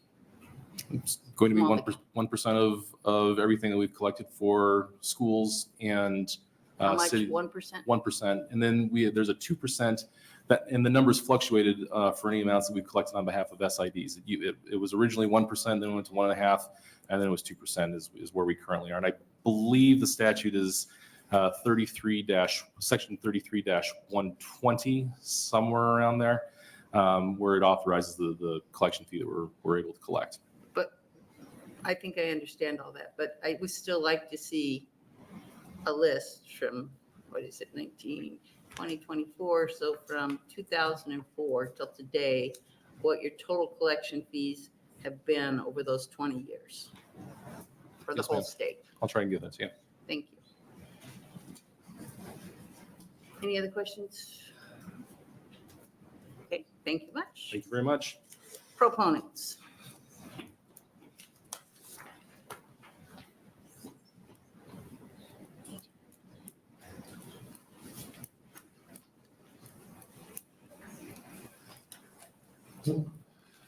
Madam Chairman, members of the committee, for the record, my name is John Hansen, John Hansen, Hansen. I'm the president of Nebraska Farmers Union. And Senator Bosar, I want to assure you that the business of trying to figure out a different kind of way to tax out-of-state owners of ag land than domestic owners of ag land has been going on for the 35 years that I've been before this committee as president of Nebraska Farmers Union. And we ain't figured out nothing so far. So what I have passed out, excuse me, is an article that just came out that really, I think, helps kind of paint the picture of where ag is at right now. So when we talk about is there a crisis in the case of agriculture, we're paying property taxes, not just on the houses that we live or the buildings that we need in order to house our machinery and our livestock and all those other things, but on really what amounts to a kind of ag input. It is very difficult to farm without land. And so every year we're paying on what amounts to a kind of input. And we are in a very tough and declining financial position right now. So this article that I just passed out that talks about the testimony that's going on at the national level on the farm bill that should have been passed a year ago and was not. And still the prospects for it do not look good. But one of the things that came out of this article was the fact that if we simply extend the farm bill, that doesn't get to declining farm incomes. And even if we do pass the farm bill, it's not likely that it's going to do enough in the short term to actually impact what's going on. So we're seeing more and more folks in tougher and tougher financial situations. And so that is the backdrop of which we look at the special session and say, this is a crisis. This is an opportunity for us to address something that really needs to be addressed. And we just had our summer board meeting. We discussed the pros and cons of about everything that you could cover in LB 9 and for all of the reservations we have about all of the different components. The one thing that caused us to come down in support of this particular approach is that we really do not want to let this opportunity to address property tax issues slip away. And we thank Senator Hughes and all the folks who have been working on this. We supported the same conceptual bill last year. We think this is a good starting place, and we think that this is something that gives us something that we can look at, work with, and phase in. And thank you very much for your time and attention. Thank you, Mr. Hanson. Are there any questions from the committee? Thank you. Thank you. Opponent? Are there any opponents?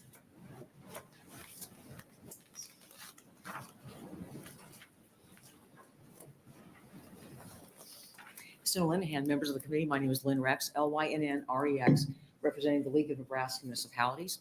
We do appreciate Senator Hughes introducing this bill and the other senators and the hard work that they put into this. We want to emphasize that the League supported AM 3468 to LB 388, which was your last addressed on April 18th. There were some minor adjustments that we needed to be made for tax financing that we talked to Lee Will about. But that being said, in terms of that bill, because of the property tax credit and the way in which that was being done, we talked to Senator Hughes about the fact that this particular bill we are opposing solely because of the lowering of the levy and what that means for tax increment financing, which is a huge issue. Municipalities, as we have discussed before, they are a huge economic driver in the state. Certainly agriculture is by far the most important economic driver in the state of Nebraska, our university system and post-secondary education, but so are municipalities. That's where economic development occurs because of the workforce. We need more workers, but also because of the infrastructure and the incentives and programs that are there to attract and retain businesses. So we're prepared to work with Senator Hughes and appreciate her willingness to do so. She's expressed that she's more than willing to work with us so that we can get some amendments. There may be another way to address our issue with the lowering of a levy. We need bond counsel to assist in the drafting of that. But certainly AM 3468, the way that those tax credits were put in play was something that with some minor adjustments would also affect tax increment financing, and we supported the way that proposed. The League of Nebraska Municipalities strongly supports additional state property tax relief. Our board does not weigh in on how you generate the funds to provide that, but we think that definitely needs to be there. And we do think that there's a property tax issue that can be addressed. Not your doing, but past legislators for decades and decades did not reimburse local governments when the tax base was reduced. This committee, and under your leadership, Senator Linehan, also under Governor Pillen and Governor Ricketts, there have been significant efforts to provide more property tax relief, and we appreciate that. More can always be done. So with that, I'm happy to answer any questions that you might have. Thank you. Any questions from the committee? So you don't like it because it affects TIP? Yes, that is correct. Okay. All right. That's good. All right. Thank you very much for Thank being you here. very much. Neutral. No more neutrals. Any more proponents?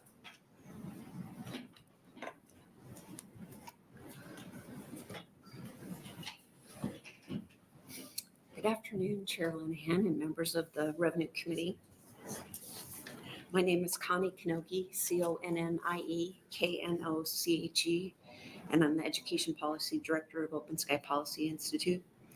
I'm here today to testify in support of LB 9 as a sustainable mechanism for increasing the state's commitment to K-12 funding, bringing more schools into equalization, and helping to reduce our schools' reliance on property taxes.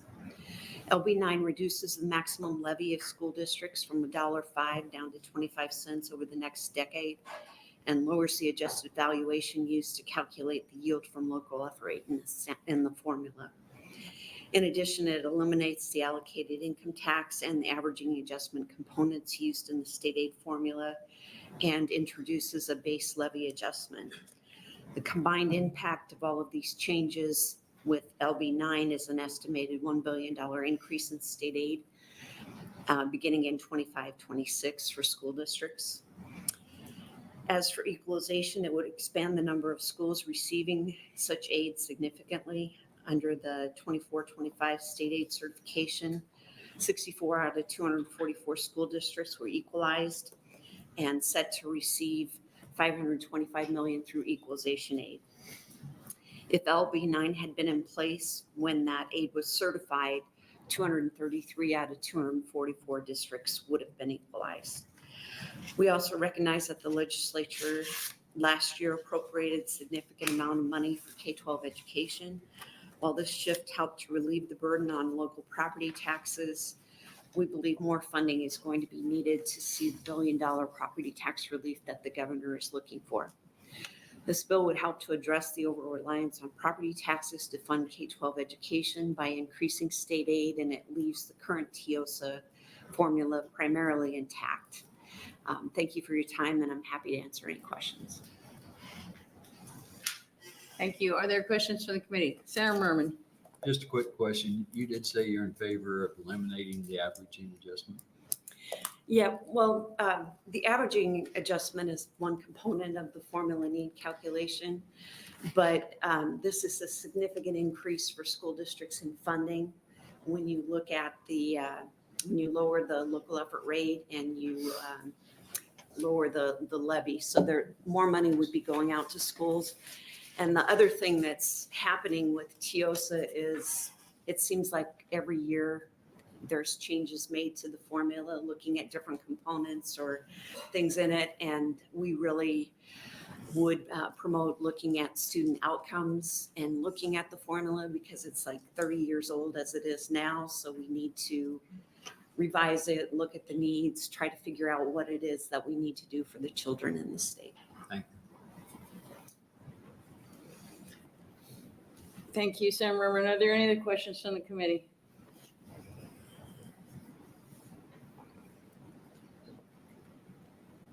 So you're not happy with the needs side of the formula? I think it should be looked at again. It's been a long time since it has been looked at. The thing with the basic funding calculation, it is looking at the general fund operating expenditures of school districts, and it wants to figure out what does it cost to open the doors of a school. So it has these comparison groups it looks at, the 10 larger and the 10 smaller. So for schools that have less than 900 formula students, that basic funding per student increases each year because it is more expensive to put fewer kids in front of a teacher. So when you have the districts that are above 900 formula students, their basic funding per student is suppressed. It doesn't grow as much as it should. And basic funding is a major portion of what formula needs are. So it kind of goes with the whole concept of, you know, what are the needs of the kids and what outcomes do you want for them? Okay. All right. Are there any other questions from the committee? Seeing none, thank you very much for being here. Thank you. Opponent. Are there any others wishing to speak in opposition? Opposition. That'd be the headline for today. Proponent. Because we're out of neutral, right? Oh. Good afternoon. Good afternoon. Yeah, my handout I had good morning on there. Quite a good opportunity to listen to a lot of the comments. Good afternoon, Chairman Linda Hannon, members of the Revenue Committee. My name is Senator Myron Dorn, M-Y-R-O-N-D-O-R-N, and I represent District 30. LB 9 brings another option for your consideration for property tax relief. It gives tax relief by lowering the levy schools can impose in the TIOS formula. The bill gives the state the ability to adjust this plan based on future revenue growth and spending the state will experience over the next several years. LB 9 gives the legislature flexibility to adjust the levy and the funding in a phased-in approach over a period of years. For instance, when state revenue growth isn't as strong or state doesn't meet its financial commitment for school aid, the bill gives the schools the ability to collect that difference through local property taxes. No one wants this to happen, but it is a fail-safe mechanism. The state of Nebraska has been fortunate to have had very strong economic growth these past few years, and as a result, strong revenue growth. But as many of us know who have been here for a while, we have seen revenue highs and lows. Strong revenue growth can quickly turn to slow growth and then cuts. Many of you remember not that long ago when the state had to cut $1 billion from the budget. As this legislature has discussions on property tax relief in this special session, we need to be mindful of how it affects the state's budget for all of the state's responsibilities and what outcomes could be realized and who will be impacted. There are a number of bills in other committees, such as LB3 and the Appropriations Committee, that are leading us down a path that I feel we shouldn't go. This last session, the legislature passed budget adjustments.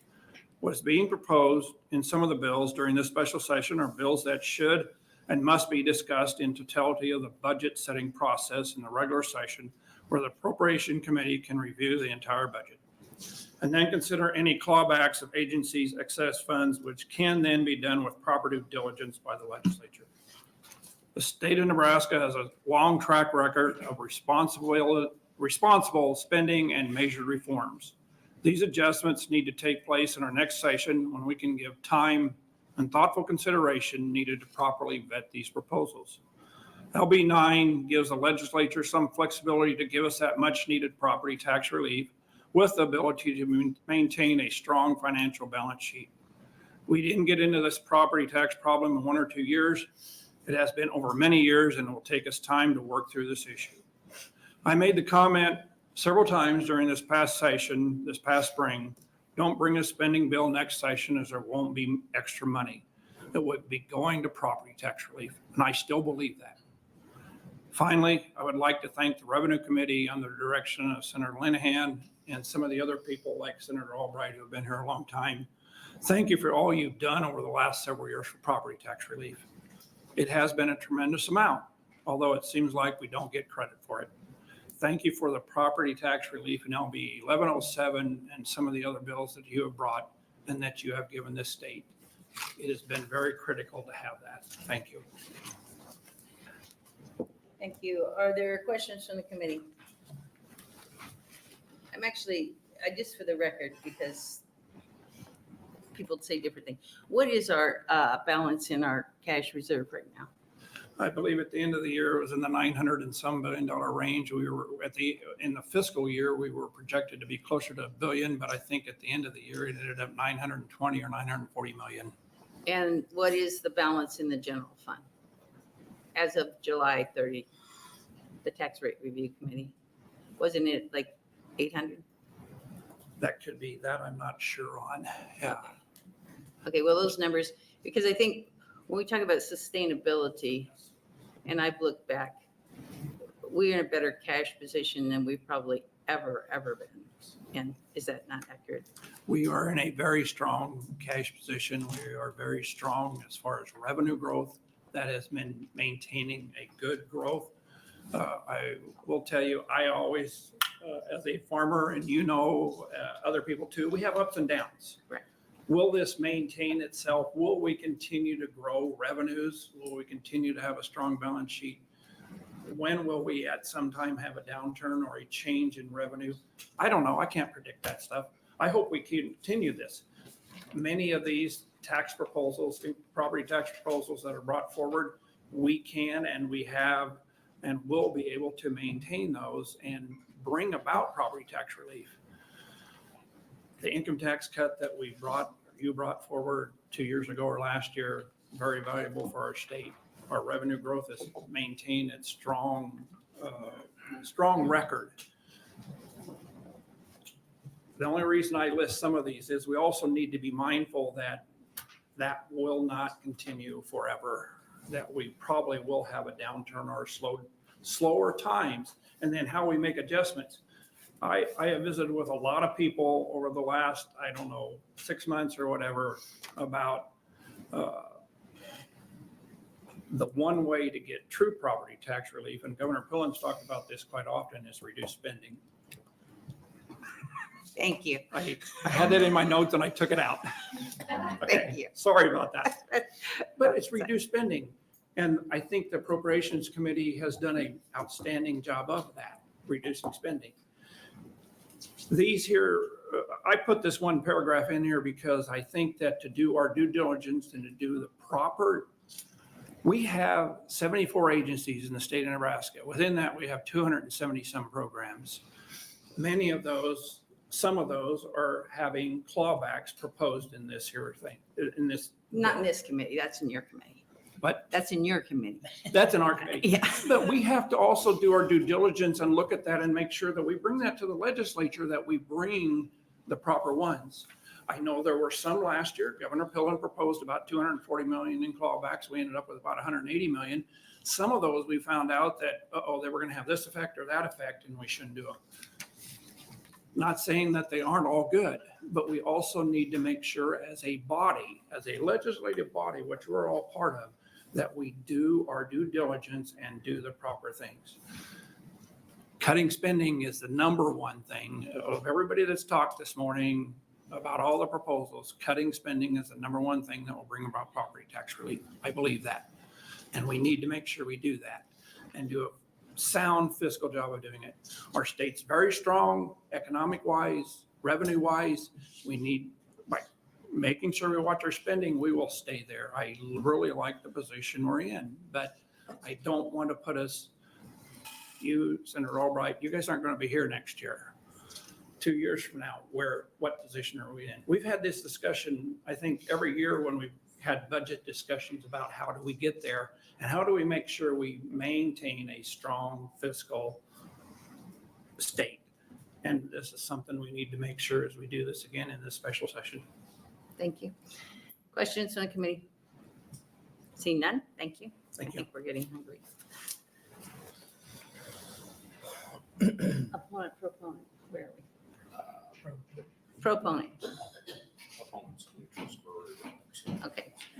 Is there anybody left that wants to testify as an opponent? Okay, and no neutral. So any proponents, please come up here in the front. We're gonna get out of here pretty quick. Senator Linehan, members of the Revenue Committee. My name is Scott Peterson, Scott-Peterson. I come here on my personal behalf to highlight some areas that have been discussed earlier today. It wasn't my intention to come and testify, but as I listened to the conversation, it's one of the most useful conversations I think we've had in a long time.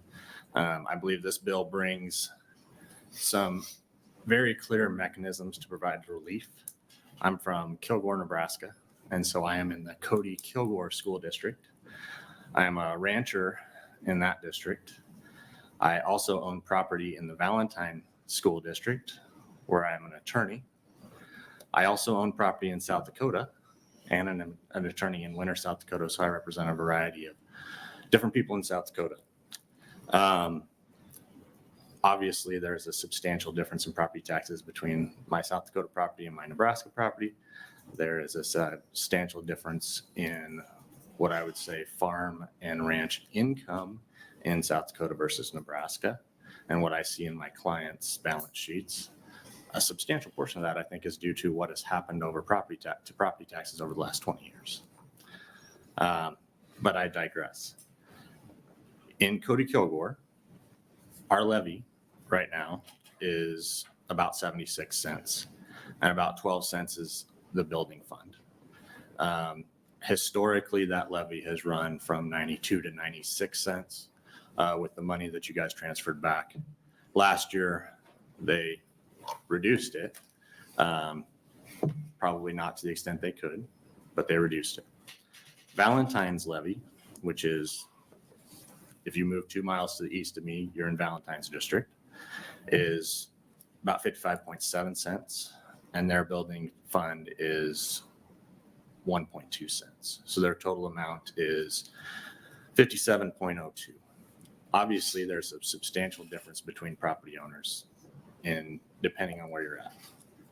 Cody-Kilgore just approved a bond of $3 million to basically close their elementary school in Kilgore and add on to the school in Cody. That bond would have probably never been possible to be voted and approved if the ag value hadn't been decreased with Senator Breezy's bill. That made a big difference in allowing the electorate to approve that bond. And the reason I bring that up is because we are very thankful to this committee for the work that you guys have done historically. That specific provision made a big difference in our district. We believe that I believe personally that lowering the ag tax rate, what we've always had discussions about is in the 45 to 50 range. Moving it down to 42, I think is valuable. And obviously lowering the levy rates to 25 in the future, I think this is a path that makes sense. Whether we can get there or not, we'll see. And I would entertain any questions. Thank you very much. Are there any questions from the committee? Seeing none, thank you for being here. Appreciate it. Next proponent.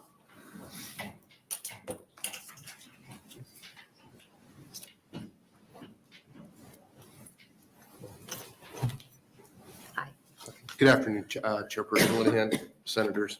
My name is Dr. Chip Kay, C-H-I-P-K-A-Y. I'm the Superintendent at Columbus Public Schools. I'm here in favor of LB9. My testimony is a little bit independent from our group association. We belong to the Greater Nebraska Schools Association, and I do support keep the position of wanting to see the averaging adjustment kept in place. We're also a member of Stance, and Stance spoke as a proponent as well, and we support Stance's position. I really applaud Senator Hughes and the team of senators that brought this forward, specifically because it accomplishes the goal over 10 years, allowing for reasonable management of necessary revenue and allows districts to plan and adjust. It retains components of the needs calculation and TIOSA that recognizes the difference in schools across Nebraska. It does address valuations, provides a mechanism for school districts to reinstate property tax levy if the state fails to provide the funds needed. The special building fund is removed from the property tax authority calculation, and it allows school districts to carry forward any unused property tax request authority. Requires school districts to use that property tax request authority approved through the base growth percentage. So I really like those components of LB9. I would strongly encourage the committee to consider taking LB9 to the floor. I gave you the abbreviated version. Thank you. Are there any questions from the committee? I'm going to put you on the spot. Yeah. The stance created over an argument over the averaging adjustment? So I don't know because I'm a tag along stance member. Dr. Lafaholtz, who was the original Super Columbus, would probably better answer that than I. It would be nice if we could figure that out because that's what I've been told. I will gladly find out and respond to you. Thank you very much.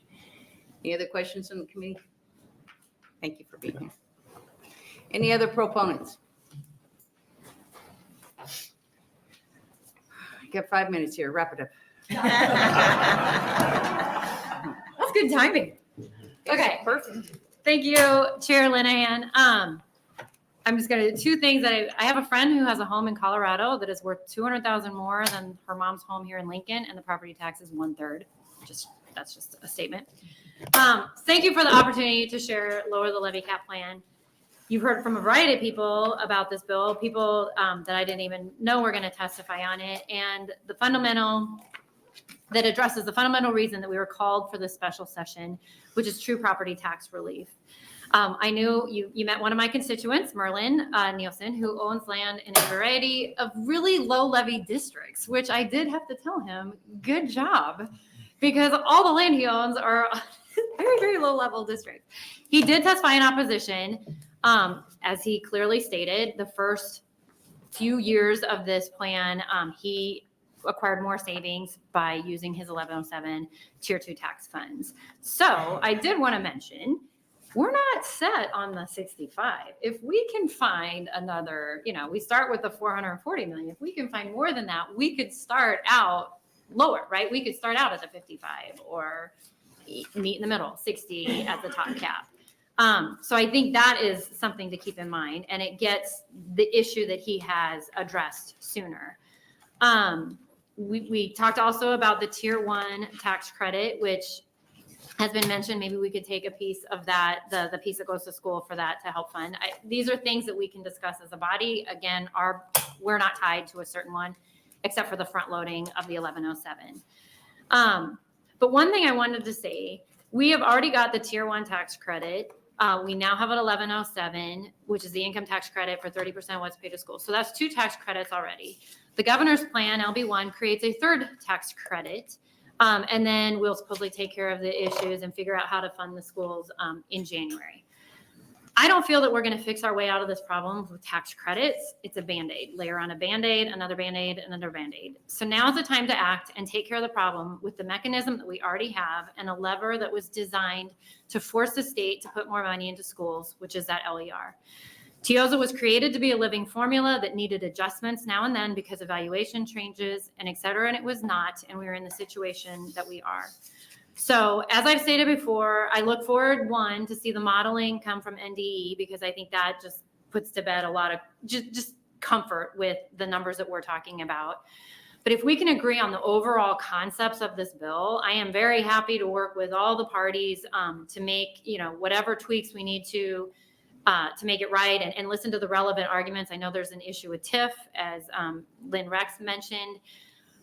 I would prefer not to have to address that with the tax credit. Surely there's something else we can do, and willing to work with you guys and everybody else on this, but let's give Nebraskans the property tax relief that they deserve slowly and steadily over the next 10 years, or even accelerate it if we can. And I think we can accomplish that with LB9. So thank you. Thank you. Any questions? Any questions from the? 1 minute, it is 12:59. Go. Senator Murphy. Well, we've done the fun part, we've lowered property taxes with this bill. Ideas on the pay for. Yeah. And you don't have to give a lot of just. Right, so the 440 million extra to get to that first tier. Just some things that I mentioned before, we can look at tier 1, the school piece of it. That's an option on the table. I will be in front of you tomorrow with one bill and maybe Thursday with another bill. I've got some ideas. I think there are some exemptions. There's definitely excise taxes that have been increased. I know there's some fundamental beliefs that those shouldn't be used for property tax, but I think that does give us some funds to front load. So I think as a body, we can agree on some funding. I mean, the 110 list that's in front of all of us now, I really do think we can find 440 million out of that for this. I'm not gonna, like the 2 I'm bringing, clearly I would vote for. There's a lot more I'd vote for, but I'm willing to go with what is acceptable to 48 other state senators. So Thank you. We'll probably be talking about that for 2 weeks. So. yeah, I think we got plenty ahead of us. So yes. Thank you, Senator Merman. Any other questions from the committee? I really appreciate you guys spending time. I know it's long, not as long as tomorrow will be, but it's long. So we did have letters for the record. We had 6 proponents, 10 opponents, and 2 neutral. So with that, we close the hearing on LB9, and we will be back at 1:30. All right. Thank you, guys. Thank